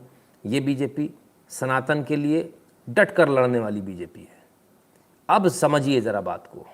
बात यहाँ पर आकर बहुत इम्पोर्टेंट एक मोड़ पर आती है, एक ऐसे मोड़ पर आती है जहाँ आपको समझने की बहुत आवश्यक है। पहला चुनाव आपका 2013 का जो था, वो किसका चुनाव था? 2014 में जो चुनाव हुआ था, वो 14 का चुनाव किसका था? वो एंटी कांग्रेस था। जितने लोगों ने वोट दिया वो कांग्रेस से खफा होकर, 2G फलान जी ढिकान जी भ्रष्टाचार से खफा होकर, यानी सिस्टम से खफा होकर वोट दिया गया था। एंटी इनकम्बेंसी कह सकते हो, एंटी कांग्रेस वोट कह सकते हो, वो वोट था। 2019 में आपने कौन सा वोट किया? 2019 में आपने प्रो प्रोग्रेस वाला वोट किया। अब 24 की बिसात बिछ रही है। याद रखिएगा, ये वोट हिंदुत्व पे वोट पड़ने वाला है। ये चुनाव हिंदुत्व पर होने वाला है। अब तक तो ऐसा ही दिख रहा है, और अगर हिंदुत्व पर चुनाव होता है, सबसे बड़ी बात, ये आखिर तक जाएगा। हो सकता है यू टर्न हो जाए, अगर ऐसा दिखेगा कि भारत की जनता अभी इस बात के लिए तैयार नहीं, तो हो सकता है यू टर्न हो जाए। लेकिन अभी फ़िलहाल तो यही दिखता है कि ये चुनाव हिंदुत्व की तरफ जा रहा है, हिंदुत्व का चुनाव होने वाला 2024 का। और अगर ऐसा होता है तो हिंदुओं के लिए मरने मारने की स्थिति होगी। आपके पास कोई ऑप्शन नहीं होगा। दुनिया के जिस कोने में आप हों वहाँ से लौट कर ज़रूर आइएगा, वोट ज़रूर कीजिएगा। अगर हिंदुत्व पर चुनाव होता है, भले ही आपका लाखों रुपया लग जाए, आपको चार्टर प्लेन से आना पड़े, अपना सब कुछ न्यौछावर करना पड़े, क्योंकि ऐसा मौका आपके पास दोबारा नहीं आएगा। This is the last chance. इसके बाद कोई मौका आपको नहीं मिलने वाला है। ये आखिरी चांस है आपके पास। अभी तो बीजेपी भी इसको बहुत अच्छी तरह से देखेगी, सोचेगी, समझेगी, तेल देखेगी, तेल की धार देखेगी, तब जाके आगे बढ़ेगी। फ़िलहाल तो कदम बढ़ा ही दिया है और हिंदुत्व के मुद्दे पर, सनातन के मुद्दे पर बढ़ा दिया है। और सबसे अच्छी बात इस बात को लेकर ये है कि जब इन्होंने सनातन के ऊपर जो प्रहार किया, अब ये किसी भी कीमत पर जातिवाद वाला जो एक जो कार्ड है ना, वो भी नहीं खेल पाएंगे। तो बीजेपी के लिए हर हाल में सनातन पर खेलना ही सबसे बेटर है, सनातन पर ही चुनाव लड़ना सबसे बेटर है, क्योंकि इनका जो अलायंस है, जो गठबंधन है, वो तमाम सारी जगहों पर, छोटी छोटी जगहों पर स्ट्रॉन्ग है। रीजनल, भाषा को लेकर, जात को लेकर। ना तो आप भाषा से लड़ पाएगी बीजेपी, राष्ट्रवादी पार्टी है, न जात से लड़ पाएगी, राष्ट्रवादी पार्टी है, हिंदूवादी पार्टी है। तो आप किस पर खेल सकते हो? राष्ट्रवाद पर, हिंदुत्व पर। कोई और दूसरा ऑप्शन है भी नहीं। तो मेरे ख्याल से बीजेपी को सिर्फ इसी पर खेलना चाहिए। It should be Indira Nehru and Firoz Khan. हाँ, सही मायने में तो परमेश्वर जी बिल्कुल यही नाम है। सो आई गेस कि यही होना चाहिए। खैर, और आगे चलते हैं और देखते हैं। नहीं, अनन्या सूद का कमेंट है, हमारे पंजाब में देखा, हमें आवश्यकता नहीं है, हमें आवश्यकता नहीं है। आपने गुरु ग्रंथ साहिब नहीं पढ़े, गुरबाणी पढ़ लीजिए एक बार, आपको पता चल जाएगा राम का क्या कहना है, राम के बारे में क्या कहा गया है, भगवान कृष्ण के बारे में क्या कहा गया है, और कितने लोगों ने जा के माथा टेका था, पूजा अर्चना आरती करी थी। बहुत सारी कहानियाँ हैं, बहुत सारी भरी पड़ी हैं। कभी पढ़िएगा, आपको अच्छा लगेगा पढ़ के। ठीक है ना। शंभू पटेल जी कहते हैं, जय श्री राम गुरु जी, हमारी कनाडा में रथ यात्रा सफलतापूर्वक संपन्न। अरे वेरी गुड। सनातन संस्कृति पहचान विश्व भर में फैलाने के लिए हम प्रतिबद्ध हैं, आशीर्वाद बनाए रखें। बहुत बढ़िया। देखो यार बॉस, जब भी आप ऐसा किया करो ना, एक तो मुझे भेजा करो वीडियो, जितने भी लोग हैं सभी लोगों के लिए बोल रहा हूँ। दूसरा, मुझे किया करो कॉल। मैसेज तो आते हैं 15-20 हज़ार, हाँ वो तो भूल जाओ आप उसको। तो जब आप मेरे को कॉल करेंगे ना, और व्हाट्सएप कॉल किया कीजिए प्रॉब्ली, ताकि वहाँ से मेरे को खोलना ईजी रहेगा। तो मुझे भी बताइए, हम बाकी दर्शकों को भी तो दिखाएं कि आप वहाँ पर क्या कर रहे हो। सबको पता चलना चाहिए आप धर्म के मार्ग पर चल रहे हो, बहुत बड़ी बात है। और शंभू पटेल जी लगातार काम कर रहे हैं, धनाधन काम कर रहे हैं, फुल फ्लेजेड काम कर रहे हैं, हर बॉल पे छक्के मार रहे हैं, बिल्कुल तेंदुलकर की तरह। Civilization revival phase in India, I think, हाँ इसमें कोई दो राय नहीं है। सिविलाइजेशन रिवाइवल तो नहीं, हाँ, लेकिन हिंदुत्व रिवाइवल फेज ज़रूर बोलेंगे कि जिस तरीके से जो हिंदुत्व को एक तरीके से पूरी तरह से ख़त्म करने का एक प्रयास किया गया था, और ये प्रयास नेहरू जी के समय से शुरू हो गया था। पंडित ज़रूर लगाते थे वो, पर अफसोस ऐसा कोई भी एक भी काम पंडितों वाला नहीं किया। नाम पर मत जाइए, काम पर जाइए। नितिन शुक्ला देख के खुश मत हो जाओ, ठीक है ना। काम देखो, ये निकम्मा कुछ करता भी है या नहीं करता है। नहीं करता तो लात मार के निकालो बाहर, ठीक है। और सबसे पहली शुरुआत मेरे से करो। आदमी कहता दूसरे के लिए बोलते हैं, भाई हम अपने लिए बोलते हैं, दूसरे के लिए नहीं बोलते। तो खैर, अब पोल खुलने लगी है घमंडिया गठबंधन इंडी अलायंस की। तो क्या करें, हमने कल ही बताया था, लिस्ट तैयार हो गई है। हाँ, हमारे पास जो सूचना थी वो थी 34 पत्रकारों की लिस्ट तैयार हुई है, 34 कि 34 पत्रकारों को ब्लैकलिस्ट किया जाएगा। ब्लैकलिस्टिंग की आ गई भाई। Decision taken by INDI alliance media committee. चलिए, pursuant to the decision taken by the INDI alliance coordinating committee, its meeting on September 13, INDI alliance parties will not send their representative on the shows and events of the following anchors. Shows and events, oh great. Aditi Tyagi, Aman Chopra, Amish Devgan, Anand Narsimhan, Arnab Goswami, Ashok Shrivastava, Chitra Tripathi, Gaurav Samant, Navika Kumar, Prachi Parashar, Ruby Kaliakat, Shiv Arur, Sudhir Chaudhary, Sushant Sinha। अरे गजब हो गया भाई। ये 34 से 14 कैसे रह गई लिस्ट? वो कौन है जिन्होंने अपने ईमान के साथ सौदा कर लिया? नहीं, सुनने में आ रहा है कुछ लोगों ने सौदा किया। 34 में से जो 14 रह गए, बाकी 20 लोगों ने घुटने टेके, ऐसा सुनने में आ रहा है। अगर ये गलत है तो वो 20 लोग, सबको मालूम है 20 कौन कौन, नाम सबको पहले से मालूम है। तो वो 20 लोग जो तेज तर्रार अपने आप को कहते हैं, वो आके बताएं कि उन्होंने घुटने नहीं टेके हैं। अपने प्रोग्राम पर बोले चैनल में कि हमने नहीं बोला है। क्यों नहीं बोलते हैं? क्या वाकई में घुटने टेके हैं? बिक गए?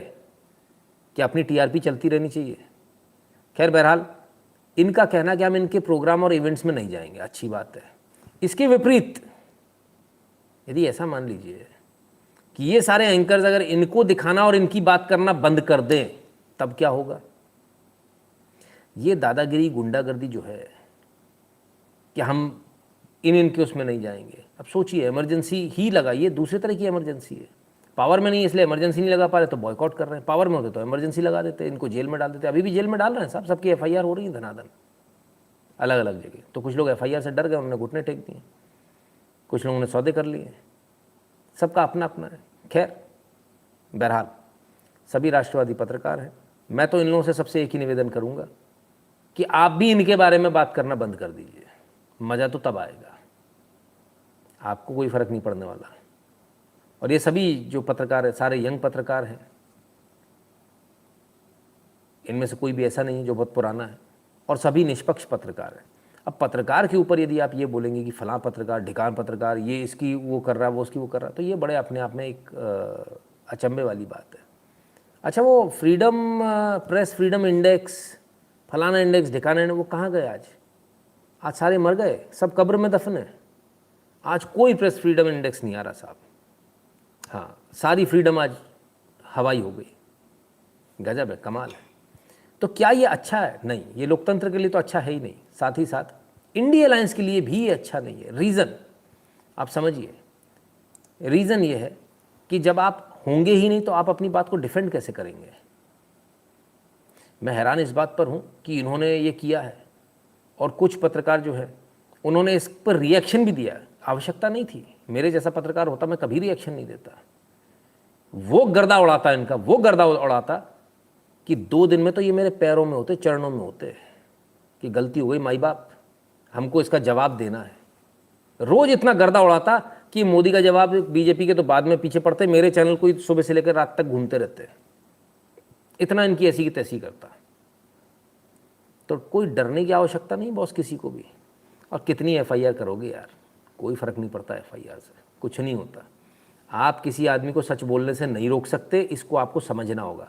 आप ये दादागिरी नहीं कर सकते कि आप हमारे चरण चाट के ही हमारी ही भाषा बोलो, नहीं बोलेगा कोई पत्रकार। जो चरण चुंबक हैं 20, वो पहुंच गए तलवे चाटने, और यही उनका प्रेशर टैक्टिक्स उनकी काम आई, किया उन्होंने, सफल रहे। लेकिन इससे अल्टीमेटली इंडिया अलायंस को ही नुकसान होने वाला है, किसी और को नहीं। क्योंकि डिबेट में नहीं पहुंचेंगे तो आप अपनी बात नहीं कह पाओगे। हमेशा याद रखिए, जब कोई सवाल पूछता है तो उसको धन्यवाद दीजिए। कोई भी समझदार अगर नेता होगा तो कभी सवाल पूछने वाले पर गुस्सा नहीं होगा। उसे मालूम है पत्रकार पे गुस्सा होकर मैं सिर्फ अपना नुकसान करूंगा, अपने करियर को चौपट करूंगा। आपको हमेशा पत्रकार का धन्यवाद देना चाहिए कि बहुत बहुत धन्यवाद, आपने मुझे ये सवाल पूछा तो मुझे क्लैरिफिकेशन देने का मौका दिया है। इस बात को हमेशा याद रखना चाहिए। पर खैर, ये मूर्ख लोग हैं, इनका क्या करें। एनबीए ने भी जो है एनबीडीए ने भी इसका विरोध किया है, news broadcasters and digital association. तो प्रेस रिलीज इन्होंने भी जारी करी और उन्होंने कहा कि भाई ये तो ठीक नहीं है, इस तरह की चीज़ें नहीं होनी चाहिए, ये भारतीय डेमोक्रेसी के लिए अच्छी बात नहीं है। बाकी इंडिया अलायंस सोचे, उसको सोचना है। लेकिन कुल मिलाकर जो है ऑपोजिशन का ये जो कॉल है, it is uncalled for and it is merely pressure tactics, nothing more than that, है ना। खैर, इस सब के बाद हमने कहा ना इंडिया अलायंस, बीजेपी भी अब घमंडिया लिखने लगी है और इंडी अलायंस लिखने लगी है। इंडी अलायंस, हाँ ठीक है ना। The decision taken by India alliance parties involving in the arrogant alliance to boycott the and threaten journalists is highly commendable.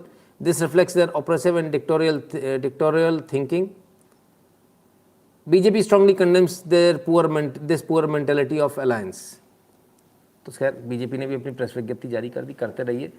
BJP को इसमें कूदने की कहाँ से आवश्यकता गई अभी तक समझ में नहीं आया। हाँ, क्योंकि डेमोक्रेसी वाला मैटर है इसलिए शायद कूदना चाहिए, बाकी तो पत्रकारों को ही अपने लेवल पे इसको डील करना चाहिए, और पत्रकार जानते हैं क्या करना उनको।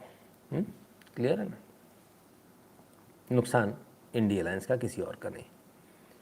चलिए अब इसमें एक और बात है बड़ी मज़ेदार, हमको भी शॉर्ट लिस्टिंग हो गई, इनको ब्लॉक किया है, तो किन किन को के साथ में इंटरव्यू करेंगे आप समझ जाइए। जिन जिन के साथ इंटरव्यू करेंगे वो कौन है? चप्पल चाट है विपक्ष के, कांग्रेस के। बात खत्म, simple.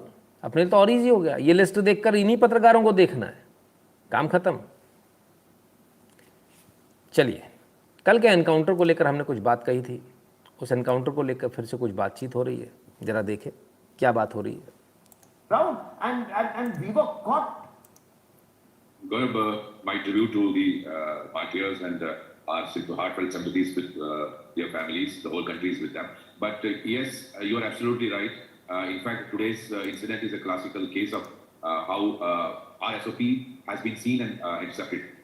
What my initial information tells me that a source comes to the whoever was handling it, that I have built there is a hideout. I have built a hideout where 2, 3 or 4, whatever number he has disclosed, our foreign terrorists are staying there. And I will, if you come along, I will show you. And on that information, an operation was launched. I think at some times such sources are compromised also. Yes. And you have that risk, Gaurav.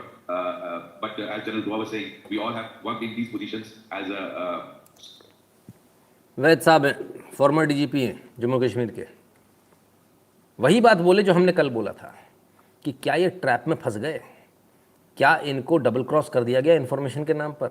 वैद साहब भी आज यही कह रहे हैं कि एक information आई थी, अनकन्फर्म्ड सोर्स था, उस सोर्स ने कहा कि आतंकवादी हैं मेरे पास में, मुझे मालूम है, वहाँ हैं, इधर हैं, चलो, और ये चल दिए। अच्छा, अच्छी बात है। कल की बात तो हमारी सही साबित हो गई कि ये ट्रैप था और ट्रैप में फंसे, और ऐसा ट्रैप कई जगह लगाया जाता है। अभी खुद से बोल रहे हैं ऐसी कंडीशन में हमको काम करना होता है, मैं नहीं पता होता कौन सा सोर्स सही है कौन सा गलत है। बिल्कुल ठीक है। नाउ माय सेकंड क्वेश्चन, ऐसा ही था तो कर्नल को जाने की क्या ज़रूरत थी, मेजर को जाने की क्या ज़रूरत थी? इसे तो सिपाही भी डील कर सकते थे। वज़ीर को किस लिए निकाला गया? जो काम जवानों के बस का था वो वज़ीर क्यों गया? पहली बात। दूसरी बात, जब ये इस तरह के एनकाउंटर होते हैं, आप अक्सर देखेंगे ऑफिसर्स जो होते हैं ना, वो बुलेट प्रूफ वेस्ट और वो हेलमेट वगैरह पूरा नहीं लगाए होते हैं, जबकि जो जवान होते हैं वो पूरी तरह से गियर्ड होते हैं, पूरी तरह से तैयार होते हैं। तो इनको जाने की क्या ज़रूरत पड़ी थी? ऐसा कौन सी ज़रूरत पड़ गई थी कि ये गए वहाँ पर? मुझे बोलना तो नहीं चाहिए पर बोल देता हूँ, बवाल ना कटे। एक ट्रेंड चला है, और वो ट्रेंड क्या है? एनकाउंटर में किसी टेररिस्ट को मारने पर 1 नंबर मिलता है ना, 10 में से 1 नंबर मिलता है, बहुत मायने रखता है ये 1 नंबर। तो एक ट्रेंड है, एनकाउंटर में यदि टेररिस्ट को मार देंगे तो 1 नंबर मिल जाएगा, तो प्रमोशन मिल जाएगा, और एक शान भी है, कितने टेररिस्ट मारे तूने। ये ऐसी बातें होती हैं आपस में, उसने इतने मारे, इसने इतने मारे, इसके इतने गैलेंट्री जो है मेडल है। नहीं, फ़ोटो ऑप नहीं होता सर, फ़ोटो वोटो नहीं खींचती वहाँ, फ़ोटो का नहीं है, सीने पे मेडल का खेल है। सीने पे मेडल के लिए क्या बात करते हो? जवान से लेकर अधिकारी तक तोप के गोले पे लड़ जाएगा भाई, सामने तोप का गोला खा लेगा, उसको सीने पे मेडल चाहिए। ये क्यों, ऐसा क्यों, किस लिए? आप जानते हैं एक कर्नल की क्या कीमत होती है, कितनी ट्रेनिंग होती है, कितना उसको एक्सपीरियंस होता है। वो उनको उतना जज्बा है, अच्छी बात है, लेकिन उनको ये भी सोचना चाहिए कि आपकी वैल्यू कितनी है हमारे देश के लिए, आप कितने वैल्यूएबल असेट हो हमारे लिए। तो मेरी जो बात है ये सारे उच्च अधिकारियों तक जाए, और उनसे हाथ जोड़कर विनम्र निवेदन है, आप सब कीजिए, खूब गैलेंट्री मेडल्स लीजिए, पर अपनी जान को सबसे पहले महफूज रख के। आप लोग इतने सस्ते नहीं कि इनको हम ऐसे ही खो दें, है ना। और मत भागिए इस मेडल की दौड़ में, गैलेंट्री अवार्ड्स की दौड़ में मत भागिए, इसमें कुछ नहीं रखा है इसमें। सबसे पहले जो आपका एसओपी है उसको पूरा उसमें ही चलेंगे हम, इधर उधर नहीं जाएंगे। और सबसे पहले अपने आप को सिक्योर करेंगे। हमको टेररिस्ट को मारना है, ठीक है मारेंगे, पर पहले अपने आप को सिक्योर करेंगे। पीछे पूरा राष्ट्र आपकी दम पर खड़ा है, आपका परिवार भी आपकी दम पर खड़ा है, बहुत कुछ आपका दांव पे लगा है। अच्छी बात है, आपके अंदर जज्बा है, आप लोग लड़ना चाहते हैं, और मैंने फिर रिपीट करता हूँ कि तोप के गोले से भी लड़ जाएंगे आप, इसका मुझे पूरा विश्वास है। लेकिन क्या इसकी आवश्यकता है?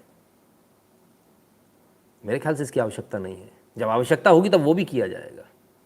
फिलहाल इसकी आवश्यकता नहीं थी।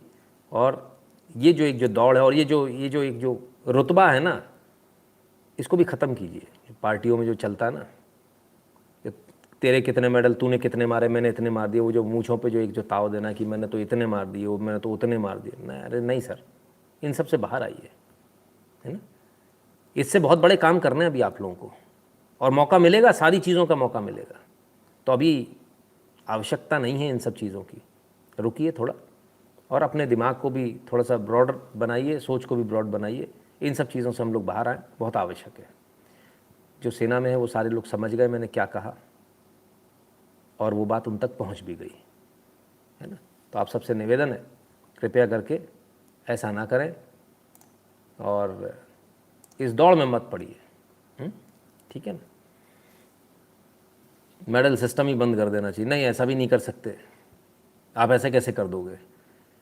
अदम्य साहस यदि कोई दिखा रहा है, बॉस कौन है, गुड्डू जी, गोली जब चलती है ना सामने से, टीवी पे देखना बहुत आसान होता है, और जब चलती ना साएं साएं बगल से निकलती है, उसकी आवाज़ से ही आदि जो सिविलियंस है ना, जिन्होंने कभी ये नहीं देखा, आधे को तो दिल बैठ जाएगा, हार्ट अटैक आ जाएगा, है ना। और बगल से निकल गई ना तो 80% घर चले जाएंगे। वो जज्बा एक अलग होता है, लेकिन उस जज्बे में इतना भी कैरिड अवे नहीं हो जाए कि बाहर जाती हुई बॉल को छेड़े हम। मेरा सिर्फ इतना सा कहना है ना। तो वो जज्बा अलग होता है। गैलेंट्री मेडल्स मिलने चाहिए, सब कुछ होना चाहिए, सम्मान होना चाहिए, कोई काम किया उसके बाकायदा रिकग्निशन होना चाहिए, बहुत ज़रूरी है, सारी चीज़ें बहुत ज़रूरी है। लेकिन उस दौड़ में नहीं पड़ना है हमको, इसको फैशन नहीं बनाना है ना। ये चीज़ें हैं, ठीक है, सब कुछ है, पर फैशन नहीं बनाएंगे, ठीक है ना। तो जान बहुत कीमती है साहब, जान को पहले सिक्योर कीजिए, क्योंकि आप अपने आप को कीमती मानते नहीं मानते हमें नहीं मालूम, पर हमारे लिए आप बहुत कीमती हैं, है ना। क्लियर है। Military mindset works differently, please don't जज देम। कुछ मजबूरी होगी। नहीं पादिकुल जी, मैं किसी भी चीज़ को ऐसे जज नहीं करता जब तक मैं बात नहीं करता हूँ। आज सुबह सुबह एक सज्जन से बात हुई, उसके बाद और लोगों से मैंने बात करी, मेरे तमाम सारे फ्रेंड्स हैं। तो जब सारे तथ्य सारी बातें निकलती हैं उसके बाद ही होता है। दूसरी बात, मैंने आपको कई बार बताया कि सिर्फ कैप नहीं है सिर पर, है ना, सिर्फ हैट नहीं है सिर पर जिसका रंग ऐसा है, दिल भी इसी रंग का है। बचपन से उसी परिवेश में पला बड़ा हूँ, अपनी आँखों के सामने सब कुछ देखता था, दिल से पूरी तरह से फौजी हूँ, कोई फ़र्क नहीं है ना। और मुझे बड़ा फ़ख्र भी है अपने फ़ौजियों पर, चाहे जवान हो चाहे ऑफिसर हो, हमारे लिए सब फौजी एक बराबर है। और मैंने फिर एक बात बड़े क्लियरली बोल दूँ, हमारे जो जवान हैं उनका कोई मुकाबला नहीं पूरी दुनिया में। ये इसलिए नहीं कि मैं ऐसा कह रहा हूँ, इसलिए कि मैंने वो ट्रेनिंग देखी हुई है, मेरी आंखों के सामने होती थी, मैं अपने जवानों का जज्बा जानता हूँ। और इतने दमदार जवान पूरे विश्व में कहीं भी आप ढूंढ लेना नहीं मिलेंगे, कहीं नहीं मिलेंगे। इतने रोबस्ट आपको जवान कहीं नहीं मिलेंगे जो हर तरह से काम कर सकते हो। -32 डिग्री में गोली चला रहे हैं और 48 डिग्री में गोली चला रहे हैं, हिलते नहीं है बॉस। मतलब जो पराकाष्ठा होती है ना शरीर की, जो सहन शक्ति जो होती है, उस सीमाओं को तोड़ दे, ऐसे जवान। आप सिर्फ जो कमांडो ट्रेनिंग होती है इसको देख लीजिएगा, आनंद आ जाएगा, आनंद आ जाएगा आपको, है ना। अच्छा नहीं कर पाएगा, तो ऐसा नहीं है। खैर चलिए आगे बढ़ते हैं। और जान कीमती है, कुछ लोग सोचते हैं कि पैसे से जान बच जाती है। आइए देखें ज़रा, बच गए बाल बाल। ज़रा यहाँ देखिएगा, यहाँ ये आया, ओ भाई साहब, अरे रे रे रे रे रे, धुआं धुआं हो गया भाई। चार्टर्ड प्लेन था साहब ये। मुंबई में पता नहीं भाई साहब ऐसे कैसे लैंड कर रहे थे। कहा जा रहा है स्किड स्किड, ये तो पूरा टेढ़ा मेढ़ा उतर रहा था यार। ये स्किड कहाँ से है? इसको स्किड कहना तो स्किड का मतलब बेइज्जती हो गई। ये देखिए ये आड़ा तिरछा कहाँ से आ रहा था। खैर 3 लोग इसमें ज़ख्मी हुए, 7 लोग इसमें कुल सवार थे, 3 लोग इसमें ज़ख्मी हुए और जो है बच गए सभी लोग। ये अच्छी बात है। चार्टर्ड प्लेन था, कुछ समय के लिए मुंबई एयरपोर्ट बंद रहा, इसके बाद फिर चालू हो गया। तो खैर नहीं, मैं किसी का कमेंट डिलीट नहीं करता भाई साहब। जिसको अपना कमेंट इंपॉर्टेंट लगता हो सुपर चैट से आया करो, पैसे दे के आया करो। बढ़िया एकदम रंग बिरंगा कमेंट दिखता है, मुझे भी आसानी होती पढ़ने में और मैं भी पढ़ देता हूँ। 100 रुपये और उससे ऊपर वाला है ना, क्लियर है? तो कोई बुरा नहीं माना करो बातों का। बार बार ऐसा मत लिखा करो comment deleted. I never do that, मैं ऐसा कभी नहीं करता, ठीक है ना। चलिए, कल एक और बात हमने करी थी और वो बात थी एलियन से संबंधित। बहुत सारे लोगों को लगा होगा पता नहीं एलियंस असली में होते हैं नहीं होते, कैसे होते हैं। तो ज़रा देखें, ये है साहब वो एलियन जो कल प्रस्तुत किया गया था। तो बड़ा छोटा सा निकला भाई और एक्सरे किया गया।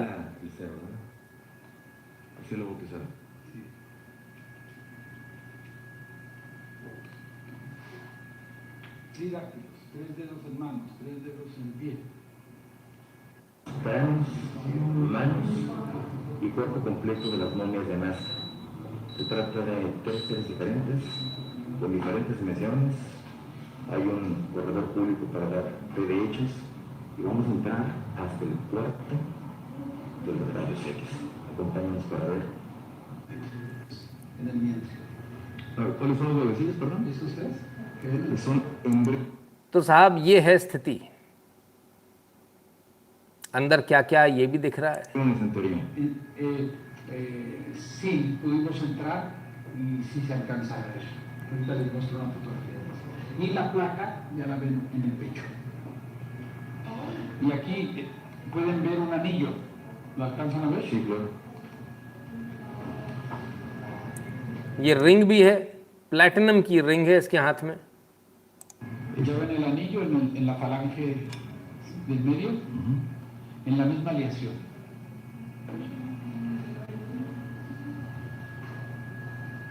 ¿Qué material es el anillo?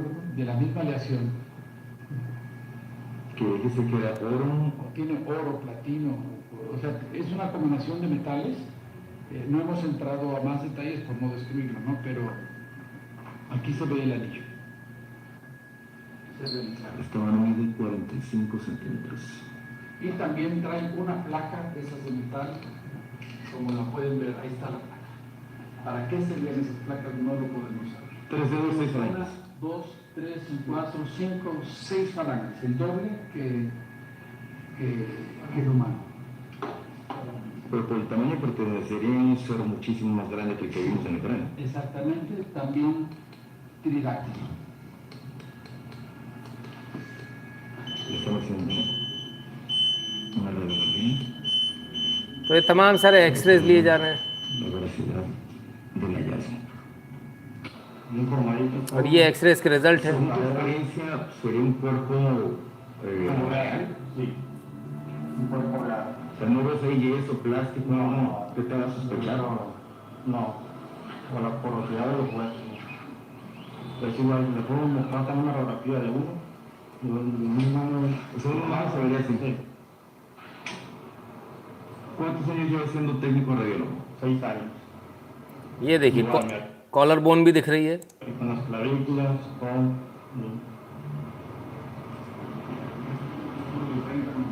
Lo que vemos en el centro, esas bolas, ¿qué podrían ser? Parecen huevecillos. La verdad que no. पेट में इसके कुछ है भी, अंडे जैसा कुछ दिख रहा है। फीमेल का, ये फीमेल एलियन लग रही है। Es un objeto extraño, pues, aquí en la imagen. Miren, son sus costillas, cadera. Igual se ve real, no es real. Para dar fe de hechos de esta situación, que efectivamente era un hospital real, una máquina real, el hospital Arcángeles de Tijuana.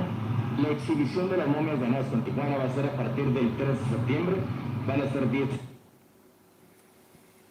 तो तमाम सारे सब test अभी भी चल रहे हैं और अभी भी जो है इस बात को लेकर बड़ा हंगामा है कि एलियन है, रियल है, नहीं है।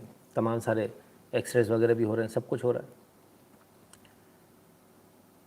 तो खैर अब क्या है क्या नहीं, ये तो कल की तरह फिर हम आप ही के पाले में बॉल को छोड़ेंगे। ठीक है, आइए आगे चलते हैं। आगे चलने से पहले एक बार फिर याद दिलाना है, QR कोड को स्कैन करके अपने अपने पेमेंट कर दीजिएगा। जिन लोगों ने अभी तक नहीं किए, पिछले महीने के नहीं किए, वो भी कर दीजिएगा। बड़े अच्छे लोग हैं हमारे व्यूअर्स, बोलने पे कर भी देते हैं, ये सबसे अच्छी बात है। तो और QR कोड के बाद अमाउंट के ठीक नीचे जो है ना आपको जगह मिलेगी, उसमें नंबर और नाम लिख दीजिएगा। पहले नंबर फिर नाम 8770720196 पर गूगल पे, पेटीएम, फ़ोनपे के माध्यम से और भीम UPI एड्रेस @UPI के माध्यम से भी आप अपने अपने पेमेंट कर सकते हैं। जो भारत के बाहर है वो paytm.com/नितिन शुक्ला या फिर paypal.me/नितिन शुक्ला GW पर जाकर ध्यान से अपना अपना पेमेंट कर दें। t.me/नितिन शुक्ला, इनसे सब लोग जुड़ जाइए ध्यान से, जब पेमेंट करते नहीं करते सभी लोग, ठीक है ना। और गूगल फॉर्म भर दीजिएगा, ठीक है। चलिए आगे चलते हैं। और अब एक ऐसी बात को छेड़ने वाला हूँ जिसको लेकर हो सकता है कुछ लोगों को परेशानी हो, कुछ लोगों को, क्योंकि ये बड़ा सेंसिटिव मुद्दा माना जाता है। रिजर्वेशन, आरक्षण को लेकर आज एक फैसला आया और कैलकाटा हाई कोर्ट का फैसला है। Reserve category can compete in unreserved category even if they avail relaxation in age fees meant for reserved. Calcutta high court, लोगों को लग रहा है पहली बार फैसला, ऐसा नहीं है। सुप्रीम कोर्ट ने फैसला पहले ही दे दिया था। 2-3 चीज़ें थी इसमें। पहली बात कि जो रिजर्व कैटेगरी वाला है वो जनरल कैटेगरी में भी फाइट कर सकता है, ये पहला था। फिर उसके बाद दूसरा फैसला एक बार आया था, ये मैं आपको बहुत पुराने बता रहा हूँ, 2002-3 के आसपास के फैसले बता रहा हूँ। फिर इसके बाद एक फैसला आया कि भले ही कोई आदमी रिजर्व कैटेगरी में भरे, लेकिन अगर उसके नंबर इस लायक हैं कि वो जनरल में है तो उसे जनरल में माना जाएगा, which was actually wrong, but वो सुप्रीम कोर्ट की रूलिंग थी। और ये वाला भी कि अगर रिलैक्सेशन ले रहा है कोई आदमी, फीस भी नहीं भर रहा है, फ्री वाला फॉर्म भी भर रहा है, लेकिन यदि अगर वो compete कर रहा है, उसके मार्क्स इतने आ रहे हैं कि वो अनरिजर्व्ड के बराबर में टक्कर दे रहा है, तो उसको अनरिजर्व्ड में माना जाएगा। तो फिर 100% आरक्षण होगा ना। फिर कहाँ हुआ, क्योंकि रिजर्वेशन तो उसने ले ही लिया, फीस का ले लिया, एज का रिलैक्सेशन के ले लिया, अच्छा पड़ता है, बात एक अलग है। तो उसमें भी हो गया। हम फिर से एक बात बोलते हैं, आरक्षण से किसी को प्रॉब्लम नहीं है, लेकिन मेरिट से समझौता नहीं होना चाहिए, बिल्कुल नहीं होना चाहिए। नंबर जिनके अच्छे हैं, जिनको जनरल में माना जा रहा है, बहुत अच्छी बात है। प्रॉब्लम तो वहाँ है जो 2 नंबर ला रहा है, वहाँ प्रॉब्लम है, वो नहीं होना चाहिए। Because if that happens then बड़ा मुश्किल है ना। जब आप QR दिखाते हो यूट्यूब में लाइव में, नोटिस वो आने लगते हैं, ऐड आने लगते हैं। अच्छा चलो यार, हम फिर से दिखा देते हैं। अभी देखिए, अभी तो ऐड नहीं आ रहा। QR कोड को स्कैन करके अपनी पेमेंट करना है भाई सब लोगों को। और नाम और नंबर ऐड नोट में या ऐड कमेंट में भेजना है। और 8770720196 इस नंबर पर क्या करना है, पेमेंट करना है। पेटीएम और पेपाल के ज़रिए भी पेमेंट कर सकते हैं जो लोग भारत के बाहर हैं। अभी आया नहीं आया ना? हाँ, तो उन्होंने कुछ सेटिंग ऐसी बना दी होगी कि जैसे आप वो करेंगे ना, क्या नाम है, पेमेंट की बात, तो वो अपना ऐड चला देते हैं। खैर, तो ये तो ही रिजर्वेशन की बात, ठीक है ना।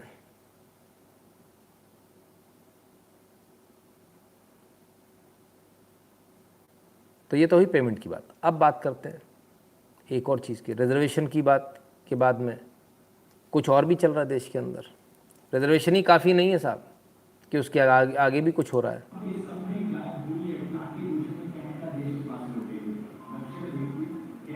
स्कूल के अंदर, और दिखने में तो सरकारी स्कूल ही लग रहा है,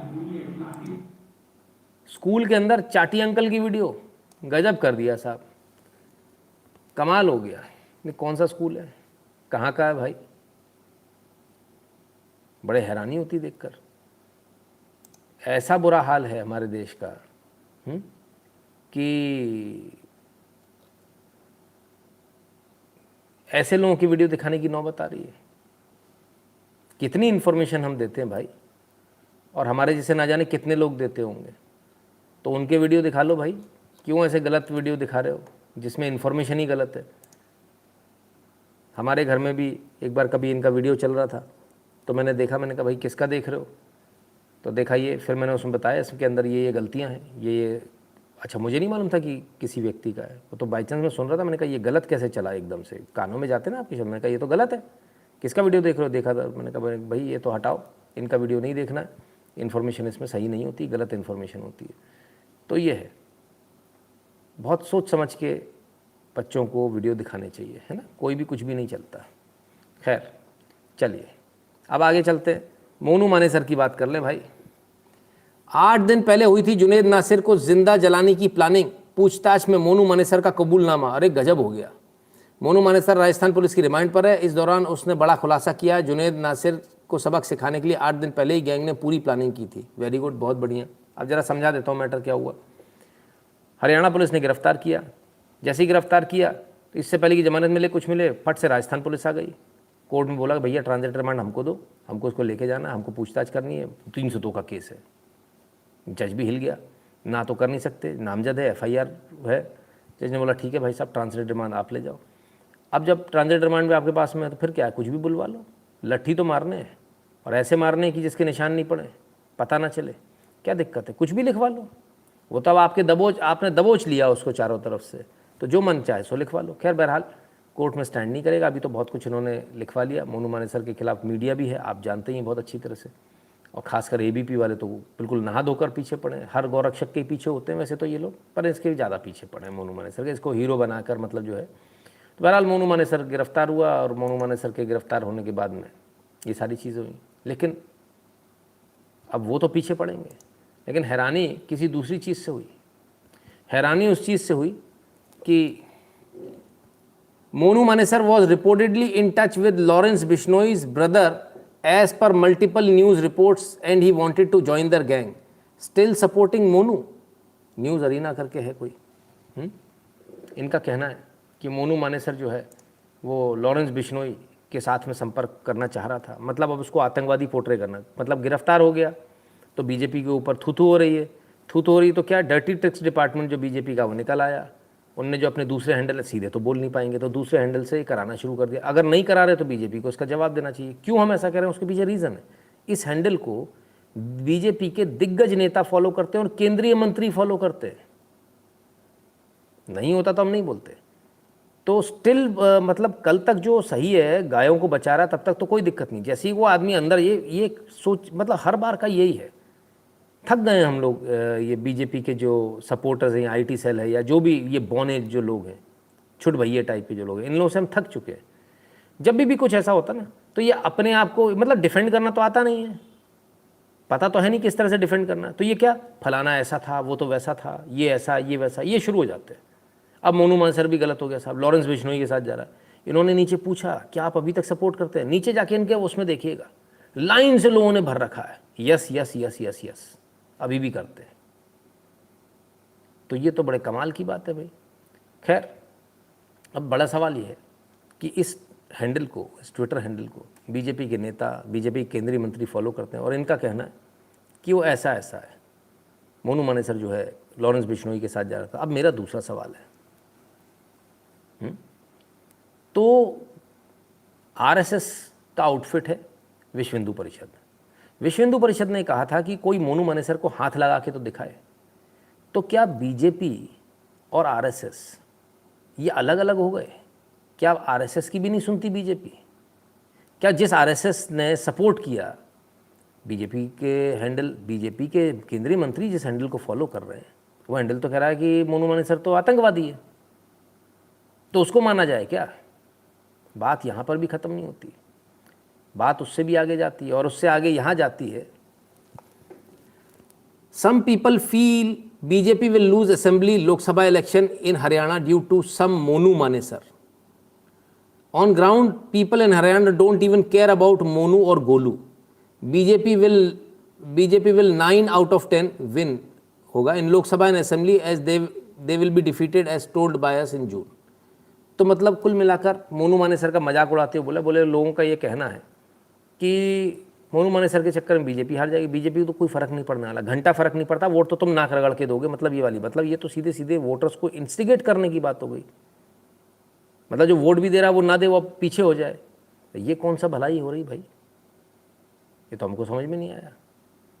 खैर, बात इतने पे भी ख़त्म नहीं हुई। और आगे देखते हैं। आज ही का 14 सितंबर, इन Haryana VHP threatens to protest arrest of Monu Manesar. They can show this hekdi only in BJP ruled states. They were showing similar hekdi in BJP ruled Karnataka, and now after election they are lying low. क्या बात, गजब। मतलब इस handle को जिसको BJP के केंद्रीय मंत्री फॉलो करते हैं, बीजेपी के दिग्गज नेता फॉलो करते हैं, वो हैंडल ये कह रहा है, तो मतलब ऐसा माना जाए कि बीजेपी ने ही ऐसा कहलवाया। मतलब अब VHP के खिलाफ, विश्व हिंदू परिषद के खिलाफ, जिसने हमेशा हिंदुओं की आवाज़ उठाई है, मतलब विश्व हिंदू परिषद के खिलाफ नहीं, ये हेकड़ी जो शब्द है ये तो RSS के खिलाफ जा रहा सीधा सीधा। इनका कहने का मतलब ये है कि विश्व हिंदू परिषद यानी RSS अपनी हेकड़ी सिर्फ वहाँ दिखाती। उन्होंने ये बोला हम प्रोटेस्ट करेंगे मोनू मानेसर का जो अरेस्ट हुई है, तो इनका कहना है हेकड़ी वहाँ दिखा रहे हैं जहाँ बीजेपी की सत्ता है। या तो ये बौने जो भी सज्जन हैं या जो भी लोग इसको चलाते हैं, इन बौनों को शायद ये नहीं मालूम कि जिनके तुम तलवे चाटते हो, मैं बड़े स्पष्ट बात बोलूं, जिनके तुम तलवे चाटते हो, जिनको तुम अपना माई बाप समझते हो, वो बाप तलवे चाटते हैं RSS के। पूरी जिम्मेदारी के साथ इस बात को बोल दूं, जिसको बुरा लगना लग जाए, हो सकता है RSS के भी कुछ लोगों को बुरा लगे, पर सच्चाई तो यही है। जिनके जो बौने जो हैं, जिन नेताओं के तलवे चाटते हैं ना, वो जो केंद्रीय मंत्री बने बैठे हैं, कभी उनको देख लेना RSS के कार्यालय में कैसे जाते हैं, प्रचारक से कैसे बात करते हैं, मालूम चल जाएगा आपको अपनी हैसियत। आप VHP को चैलेंज करोगे, RSS को चैलेंज करोगे, इतने बड़े लोग हो गए आप। बड़ा कमाल की बात है, हेकड़ी जैसा शब्द। मैं हैरान हूँ, कौन चलाता भाई, और किस प्रकार से आप भला कर रहे हो, इंस्टिगेट कर रहे हो आप लोगों को कि तुमको वोट देना ही पड़ेगा। बड़ी हैरानी की बात है। और कहते हैं हेकड़ी वहीं दिखाते हैं जहाँ सरकार होती है। चलो मैं इस बात का भी जवाब दे देता हूँ। सरकार आती ही वहाँ है जहाँ ये अपने स्वयंसेवकों को मरवाते हैं, कटवाते हैं। केरल में 1500 से ज़्यादा स्वयंसेवकों की हत्या हो गई, वहाँ कभी सरकार नहीं रही बीजेपी की। मैं इन बौनों का आप लोगों को इसलिए बता रहा हूँ, ऐसे बौने बहुत घूमते हैं मार्केट में, ऐसे दलाल बहुत घूमते हैं। इन दलालों को इनकी औकात मालूम होनी चाहिए। बंगाल में कोई सरकार नहीं, पंजाब में कितने प्रचारक मारे गए मालूम है, सरकार नहीं है बीजेपी की। वहाँ पर भी करते हैं, बंगाल में भी करते हैं, केरल में भी करते हैं, तमिलनाडु में भी करते हैं, कर्नाटक में भी करते हैं, हर उस जगह करते हैं जहाँ सरकार नहीं होती। बल्कि ठीक उसका उल्टा, जहाँ सरकार होती वहाँ नहीं कर पाते। अरे ये तो अपने ही लोग हैं, और निकम्मों को झेलना पड़ता है। रियलिटी तो ये है। क्यों मुंह खुलवाते हैं लोग, कहाँ कहाँ से ऐसे लोग आते हैं। और आपका ताज़ा आपका आज का हाल दे देता हूँ साहब। Farmer VHP leader RBVS Manian, who was arrested today for making derogatory remarks against B.R. Ambedkar, has been remanded to 15 days judicial custody by Principal Sessions Court, Chennai. ये भी VHP के ही हैं, VHP के लीडर हैं। गुस्से में आए अंबेडकर को लेकर, कुछ उन्होंने बोला होगा अंबेडकर जी को लेकर। SC/ST एक्ट लगा दिया गया इनके ऊपर, धारा 153 लगा दी गई, इनको जेल में भर दिया गया। कहाँ? तमिलनाडु में, चेन्नई में। बीजेपी की सरकार नहीं है। हेकड़ी वहाँ भी दिखा रहे हैं, हर जगह हेकड़ी दिखाते हैं। ऐसा नहीं कोई यहाँ पर अलग हेकड़ी। मैं तो हैरान हूँ देखकर, कमाल है। खैर आइए और आगे। 5 जन RSS का मुखपत्र है। वर्कशॉप के बहाने 11वीं छात्रों को ले गए मस्जिद ले जाकर पढ़वाने लगे नमाज। मामला गोवा के वास्को का। VHP के लोगों ने पुलिस में की शिकायत। 21 छात्रों को मस्जिद में ले जाया गया था। बाद में प्राइवेट स्कूल ने कहा सद्भावना बढ़ाने के लिए ले गए थे मस्जिद। यहाँ भी VHP आई है लड़ने। मतलब कम से कम अगर अपने हीरोज़ का आप वेलकम नहीं कर पाओ तो कम से कम अपने हीरोज़ को ऐसा तो मत किया करो भाई कि VHP की कोई हैसियत ही नहीं, औकात ही नहीं है, RSS की कोई औकात ही नहीं है। हेकड़ी दिखा रहे RSS वाले, गजब है। केंद्रीय मंत्री इनको फॉलो करते हैं। आप लोगों की लिस्ट बना के भेजूंगा मैं, पूछूंगा RSS वालों से, ये लोग फॉलो करते हैं, ये लोग ऐसा लिखते हैं, इनको फॉलो करते हैं। पूछो इनसे, वो डू दे से, क्या उनके पास जवाब क्या है। हैं? कमाल है। वो लोग जो बोल दूंगा तो मिर्ची लग जाएगी। अभी चुनाव आने वाले हैं, कटोरा लेके खड़े होंगे उसी दरवाजे पे, माई बाप हमारा प्रचार कर दो।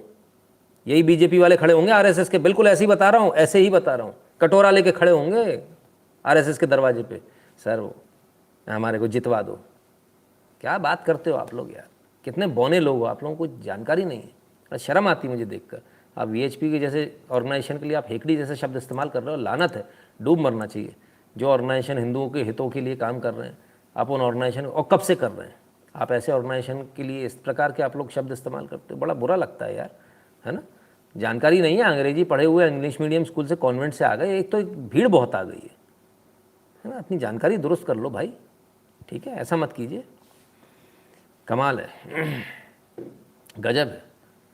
हमारे यहाँ के केंद्रीय मंत्री फॉलो करते हैं इनको। पूछना चाहूँगा मैं तो इन लोगों से, हैं, देख लेना, लिस्ट मिल जाएगी फॉलोइंग वालों में, खूब खूब लोगों की मिलेगी। भेज देना उनको, भेज देना। हमें किसी मंत्री से कोई मलाई नहीं चाहिए। और ये शब्द मेरे आज भी हैं, कटोरा लेके खड़े होते हो आप चुनाव के समय पर। और नहीं तो अगर इतनी हिम्मत है तो बीजेपी का कोई नेता अगर बोल दे जो फॉलो करते हैं कि हाँ इनने सही कहा है, हेकड़ी दिखाते हैं बीजेपी ये वीएचपी वाले, आरएसएस वाले, हिम्मत है तो बोल के दिखा दे, हम भी देख लें कितनी हिम्मत है, हैं। कमाल है। बेटा बाप को आंख दिखा रहा है, और बेटा भी दिखाए तो समझ में आती है, पता ही नहीं चल रहा। बेटे के नौकर बाप को आंख दिखा रहे हैं, कमाल हो गया। ऐसा मत करो भाई, है ना। और अच्छा, इतने पे भी नहीं, मज़े की बात तो ये अभी मैटर ख़त्म नहीं हुआ, रुको यार रुको। इसके बाद में जो होता है वो तो उससे भी मज़ेदार है। और वो क्या है कि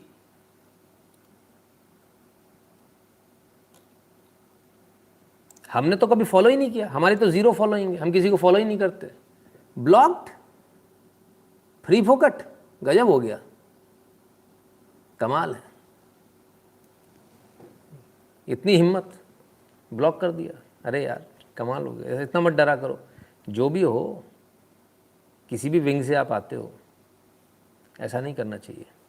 दिस इज़ नॉट गुड, है ना, अच्छा नहीं लगता। आप लोग इस तरह से करेंगे तो बड़ा मुश्किल होगा भाई, है ना। और अभी तो मैंने बहुत संयमित शब्दों में बहुत अच्छी तरह से बोला है, मेरी आवाज़ पहुंच रही है, सब तक पहुंच रही है।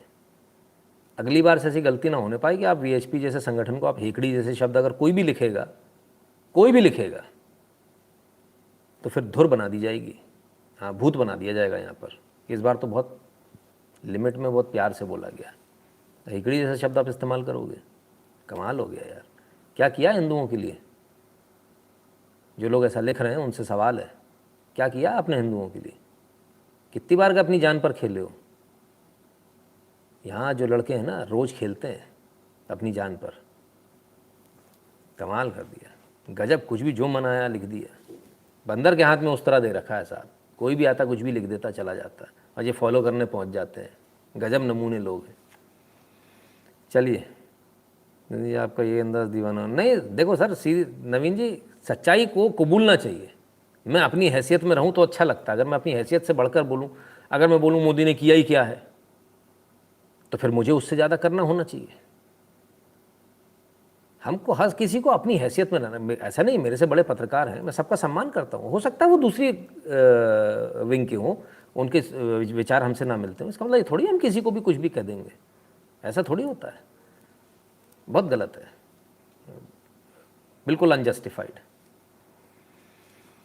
चलिए आइए और आगे चलते हैं। हमें तो अपनों ने लूटा, गैरों में कहाँ दम था, चलो उससे आगे चलते हैं। मंदिर पर भगवा झंडा लगाने की अनुमति देने से केरल हाईकोर्ट का इनकार, कहा राजनीति के लिए नहीं हो सकता मंदिरों का इस्तेमाल। गजब हो गया, ये आज आया फैसला। यहां पे भी वीएचपी लड़ती है भाई, आरएसएस ही लड़ता है यहां पे भी। भगवा झंडा नहीं लगाने देंगे मंदिर पे? अच्छा, हमें तो पता ही नहीं था भगवा झंडा पार्टी का है। अच्छा, कौन सी पार्टी का है? बीजेपी का है, कांग्रेस का, कौन सी पार्टी का है? ये कौन लोग बैठे हैं भाई कोर्ट के अंदर, इतने ज्ञानी महाज्ञानी लोग? पार्टी का झंडा हो गया, राजनीति का झंडा है, भगवा ध्वज राजनीति का झंडा है। क्या बात करते हैं यार, क्या लोग हैं भाई, हैं? महाभारत के युद्ध का रथ देख लो भाई, रामायण देख लो, कहीं चले जाओ, भगवा ध्वज तो अनादिकाल से चला आ रहा है। और ने कह दिया नहीं, झंडा नहीं लगा सकते, भगवा ध्वज नहीं लगाने देंगे आप। राजनीति है। अच्छा, हमें पता ही नहीं था ये राजनीति है। गजब पढ़े लिखे लोग हैं साहब, गजब पढ़े लिखे, कमाल है।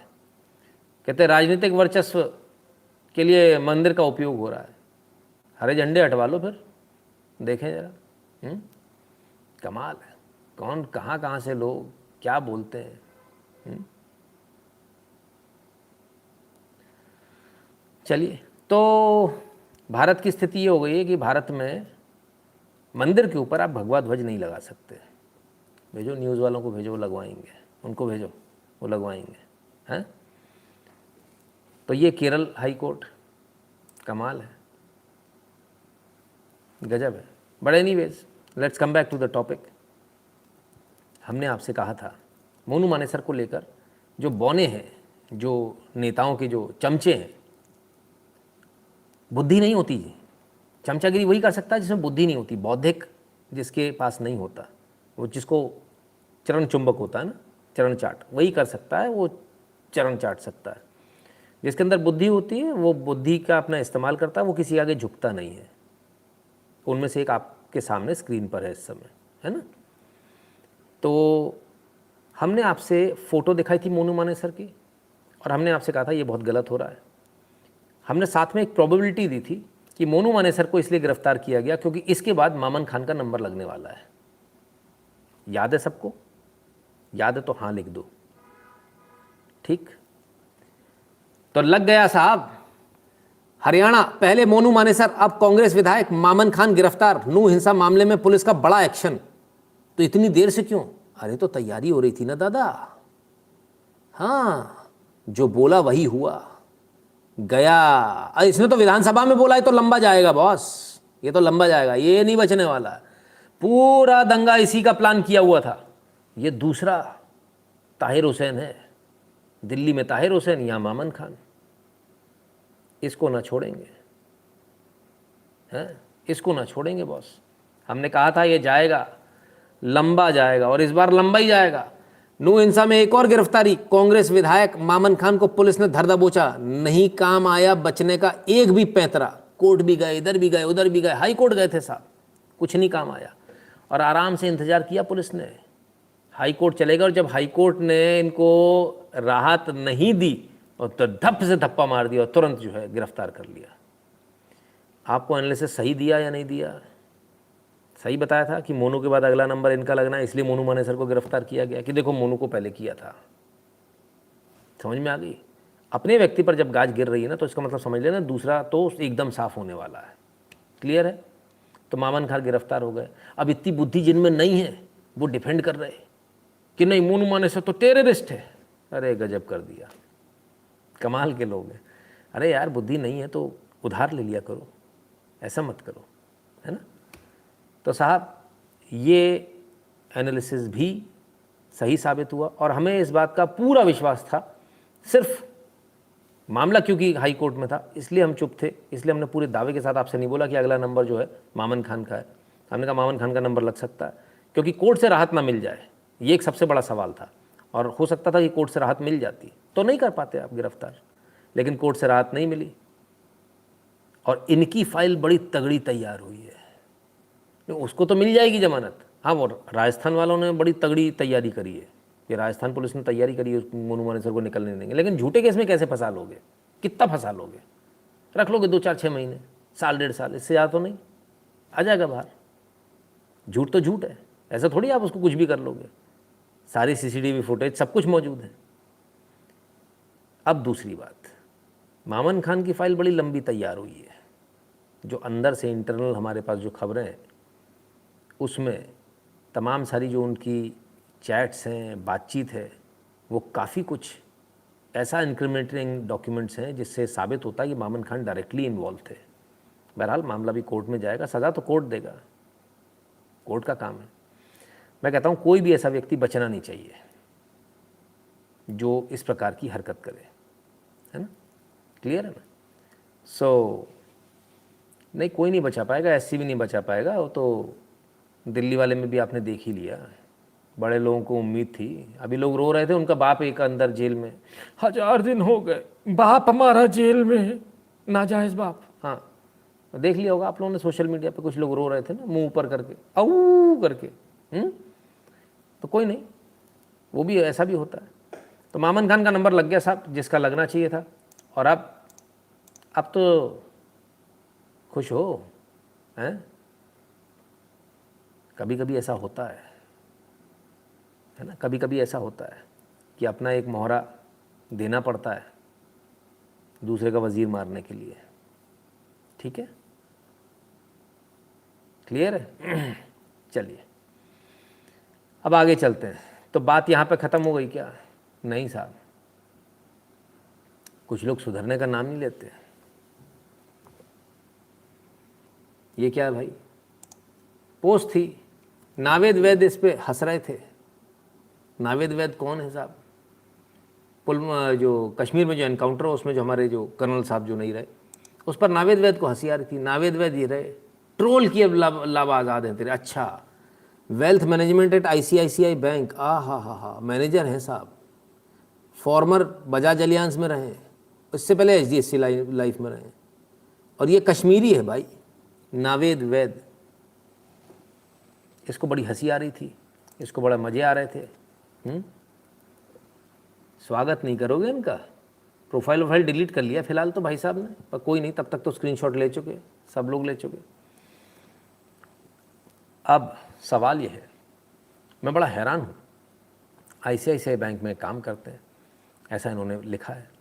ICICI बैंक को तमाम सारे लोगों ने आज टैग किया, दिन भर लोगों ने टैग किया। बड़ी हैरानी की बात है कि ICICI बैंक ने कोई जवाब नहीं दिया। क्या ICICI बैंक ऐसे लोगों को अपने नौकरी पर रखता है? जो लोग इस प्रकार की विचारधारा रखते हैं हमारे सेनाओं के खिलाफ। Better to be a lonely lion than popular sheep, for their lives is a lion in the heart of every brave man. अच्छा, इमरान खान लॉन्ग लिव, क्या बात है, पाकिस्तान में, ओ हो, इनको पाकिस्तान से बड़ा प्रेम है, भेजो उसको पाकिस्तान भेजो भाई। They use to call me Zim Babar, today I prove them all worthless. अच्छा जी, और देखें, congratulations to all the winners. नहीं भाई साहब, है तो ICICI में है। और बाकायदा इसके बाद भी ICICI बैंक का कोई जवाब नहीं आया। हम तो ये उम्मीद करेंगे कल सुबह तक ICICI बैंक इसको निकाल कर बाहर फेंक दे, ना सिर्फ निकाल कर बाहर फेंक दे बल्कि इसके खिलाफ FIR दर्ज होनी चाहिए और इसको जेल जाना चाहिए।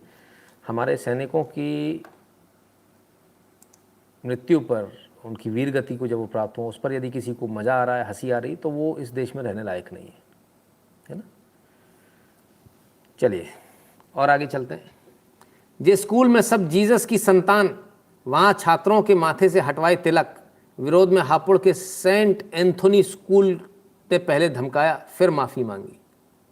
लो भैया, माथे पे तिलक लगा के गए थे बच्चे, हाथों में राखी थी, राखी काट कर डस्टबिन में डाल दी गई, माथे से तिलक मिटा दिए गए। पहले तो धमकाया, बोले स्कूल से निकाल दें, फलान कर देंगे, ढिकान देंगे। लेकिन जैसे ही मामला वही एलियन लोगों के पास पहुंचा ना, तो ही तुरंत आ गया, अच्छा सॉरी गलती हो गई। एलियन बड़े काम के, इनका नाम ही बड़ा काम करता है। एलियन से दोस्ती बना के रखनी चाहिए।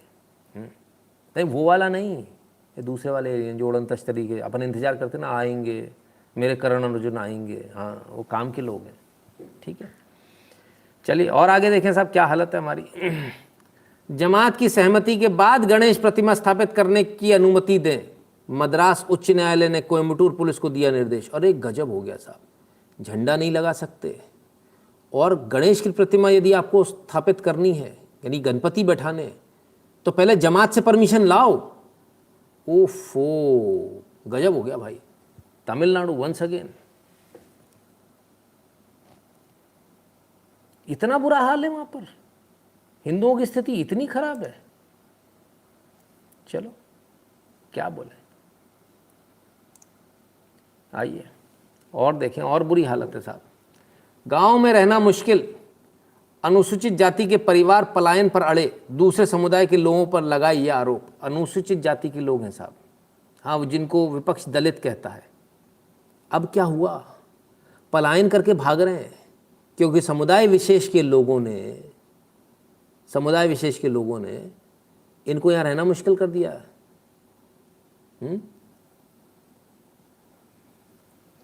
इनकी वीडियो बना बना के वायरल करते हैं। बरेली की घटना है, फिलहाल तो पुलिस ने समझा बुझाकर वापस रवाना किया कि नहीं भाई कहीं मत जाओ, रुको अभी। अब कितने दिन तक रहते हैं पता नहीं। तो सिर्फ आपसे लड़ा रहना, लड़ने के बहुत सारे बहाने हैं। चलो आगे देखें, मौलाना साहब कुछ कह रहे हैं, सुनो इनकी ध्यान से पहले।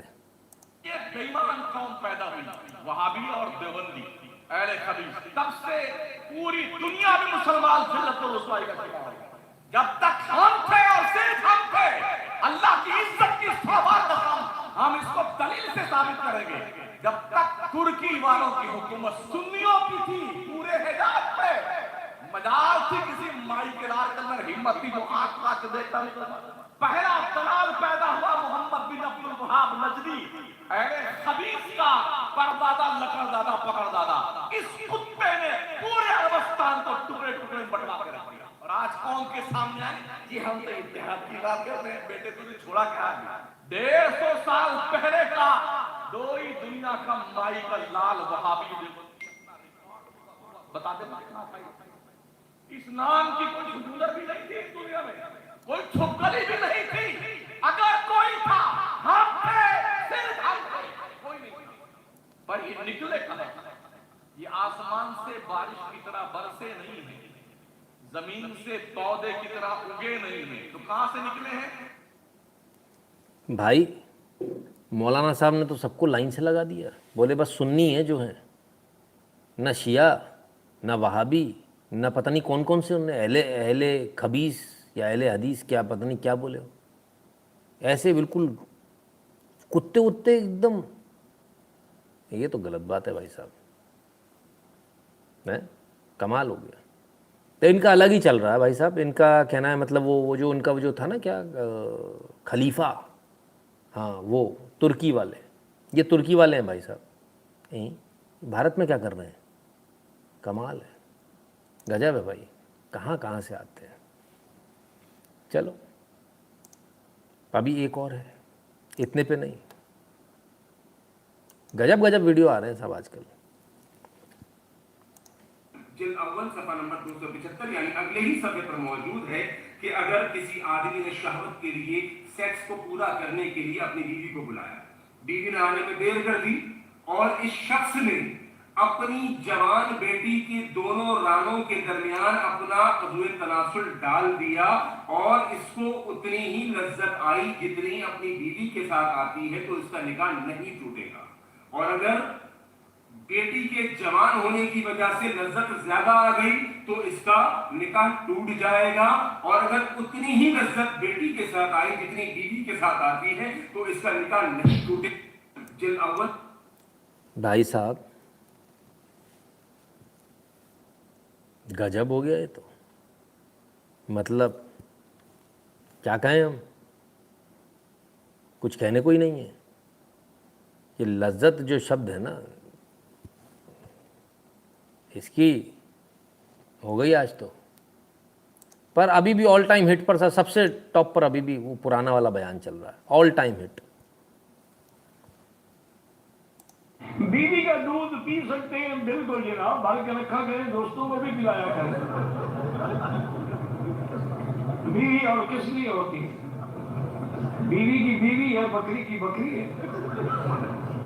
बीवी का दूध पी सकते हैं बिल्कुल जनाब, बाल के रखा करें, दोस्तों को भी पिलाया करें।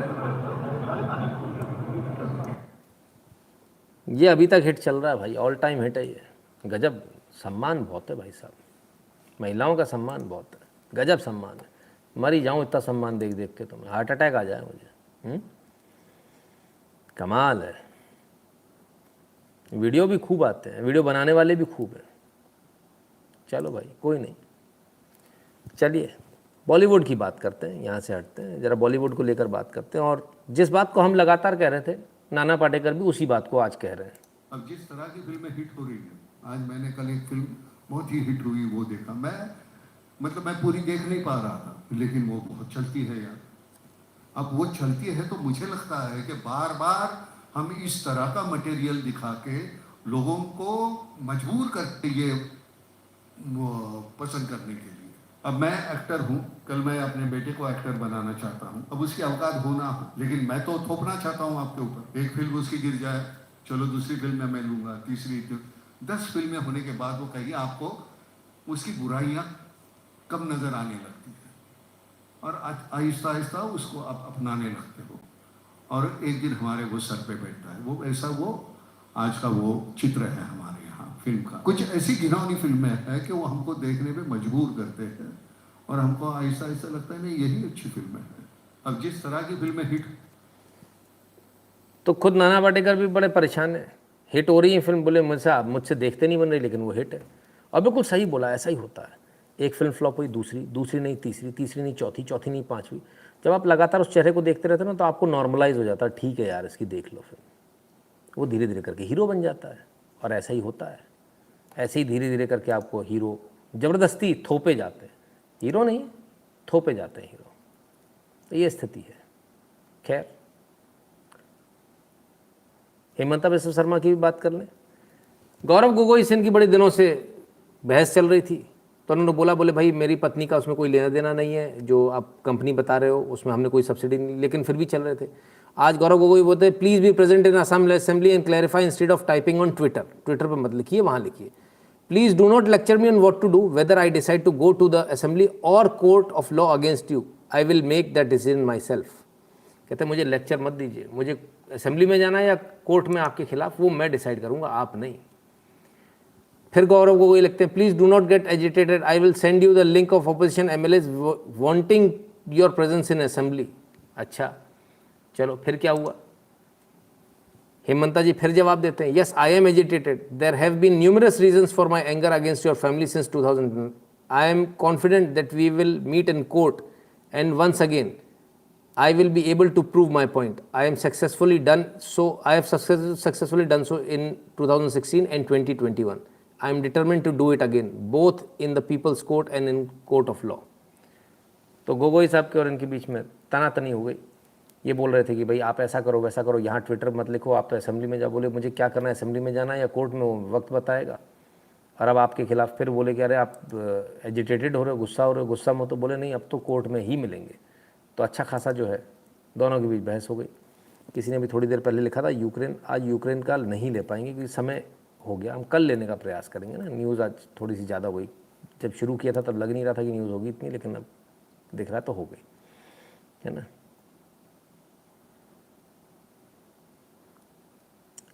तो खैर चलिए, अब कुछ बाहर की न्यूज़ ले लें। गजब गजब की न्यूज़ आ रही है साहब, कैसी कैसी न्यूज़ आती है, हमको खुद को कभी कभी हैरानी होती देख के।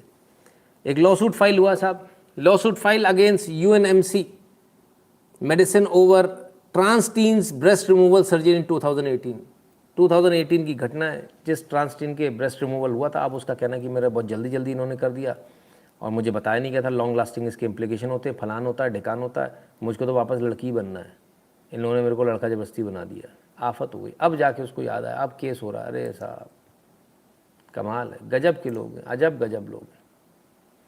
खैर, गजब के लोग सड़क पे भी दिखते हैं और फॉरेन में ज़्यादा देखते हैं, विदेशों में। वो कहते हैं सबसे सेफ है, गजब सेफ है भाई, गजब की सेफ्टी है।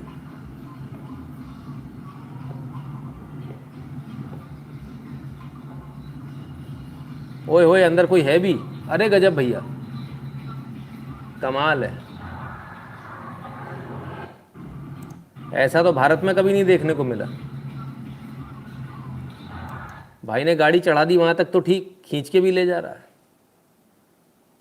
गजब है। क्या कहें, सबसे सेफ जगह बताई जाती है। अच्छा, हमारे यहाँ भारत में बड़े बदनाम है, भारतीय चोर होते हैं, ऐसा होता है वैसा होता है, फलान होता है ढिकान होता है। भारत में ऐसा नहीं मिलेगा जो आपको विदेशों में देखने को मिलेगा। वहाँ के लोग बताते नहीं। अच्छा, आप लोग भी बायस्ड हो, जो फॉरेन में लोग रहते हैं ना, वो वहाँ की वो चीज़ों को छुपाते हैं, हम छुपाते नहीं, हम बता देते हैं। देख लें ज़रा कैसे चोर टाइप के लोग मौजूद हैं। ये लीजिए साहब, हा, सिक्योरिटी चेक चल रहा साहब एयरपोर्ट का। अरे वाह, ये बात, ये अंदर हाथ डाला, ये $600 निकाले, हाँ निकालो निकालो, शाबाश, वॉलेट में से निकाले पैसे और ये अंकल ने रखे और बिल्कुल साफ। क्या बात है, वेरी गुड हैं, बहुत बढ़िया, इन्होंने भी निकाल लिया। अरे जियो मेरे राजा, दोनों दोनों मिलके, आए वाह वाह वाह, क्या बात है। ये लो यहाँ से भी, अरे गजब, चोरी तो भाई प्रोफेशनल है तो एकदम ही, हर में से कुछ ना कुछ निकालना है, गजब।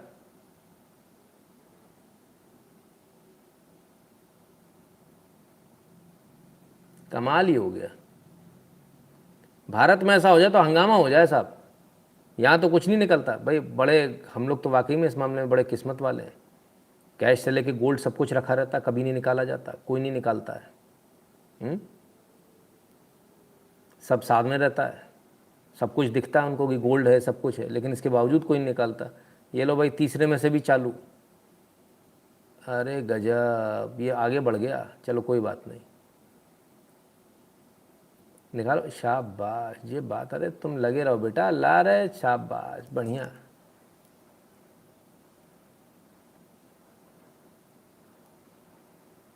कमाल है भाई, सही धंधा है ये। यदि भारत में हो जाता ना तो अभी तक भारतीयों ने हंगामा मचा दी, तो हाय हाय मेरे पैसे चले गए, हाय हाय चोर, हाय हाय चोटे, और ये रोज होता है वहाँ पे, वहाँ कुछ नहीं बोलते। हमारे लोगों की घड़ियाँ निकल जाती हैं भाई, भारतीयों की घड़ी चोरी हो जाती है, पैसा चोरी हो जाता है, कैश चला जाता है, कभी कभी गोल्ड भी चला जाता है, कुछ नहीं कहते, चुप रहते हैं, इधर उधर कहीं हो गया होगा।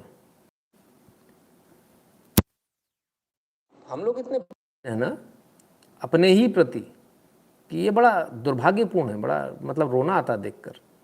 तो भाई ये दुनिया में हर जगह ऐसा होता है, ऐसा नहीं कि सिर्फ भारत में होता है, ठीक है ना, क्लियर है।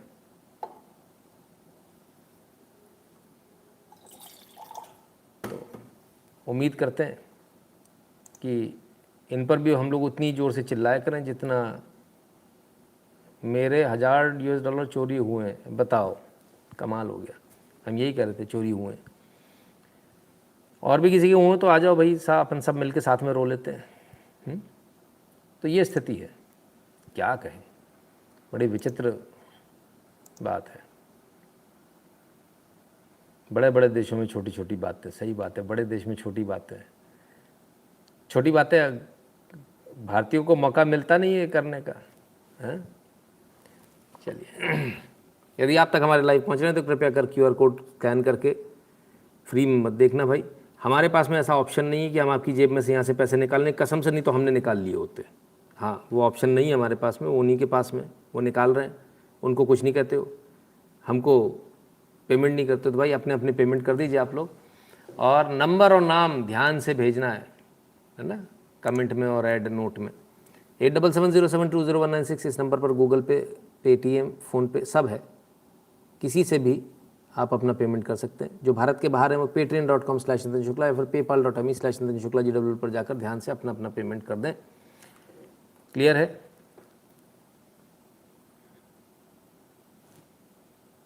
अरे बाप रे बाप, 2 गूगल फॉर्म और भर देना, और वो टेलीग्राम के चैनल को सब्सक्राइब कर लेना। रुको यार, कौन हो भाई साहब, मेरा दिल को हार्ट अटैक आ गया देखकर। $14,000 1992 में, मैं तो हॉस्पिटल में होता भाई। $14,000 92, हाँ फॉर्च्यून था भाई। अरे बाप रे बाप, महेंद्र जी भाई, भगवान दोबारा कभी आपके साथ, किसी के साथ भी ऐसा ना हो। 1992 में अगर $14,000, ओफ ओफ ओफ, मैं क्या ही कहूँ, क्या बीती होगी आपके ऊपर, मैं समझ सकता हूँ। बाप रे बाप, that is a very very big amount. खैर, तो मित्रों ये था आज का लाइव। उम्मीद करते हैं आपको आज का लाइव पसंद आया होगा, आपने आज का लाइव एंजॉय किया होगा, आपको आज के लाइव में तमाम सारी इन्फॉर्मेशन मिली होगी। यदि सभी चीज़ें मिली तो अपना पेमेंट कर दो यार, आप लोग पिछले 2 महीने से पेमेंट नहीं कर रहे हो प्रॉपरली, है ना। और कल फिर मिलते हैं बहुत सारे न्यूज़, बहुत सारे एनालिसिस के साथ। तब तक के लिए स्वस्थ रहिए, मस्त रहिए, अपना खूब सारा ख्याल रखिए, और भगवान की कृपा आप सब पर बनी रहे। बहुत बहुत धन्यवाद।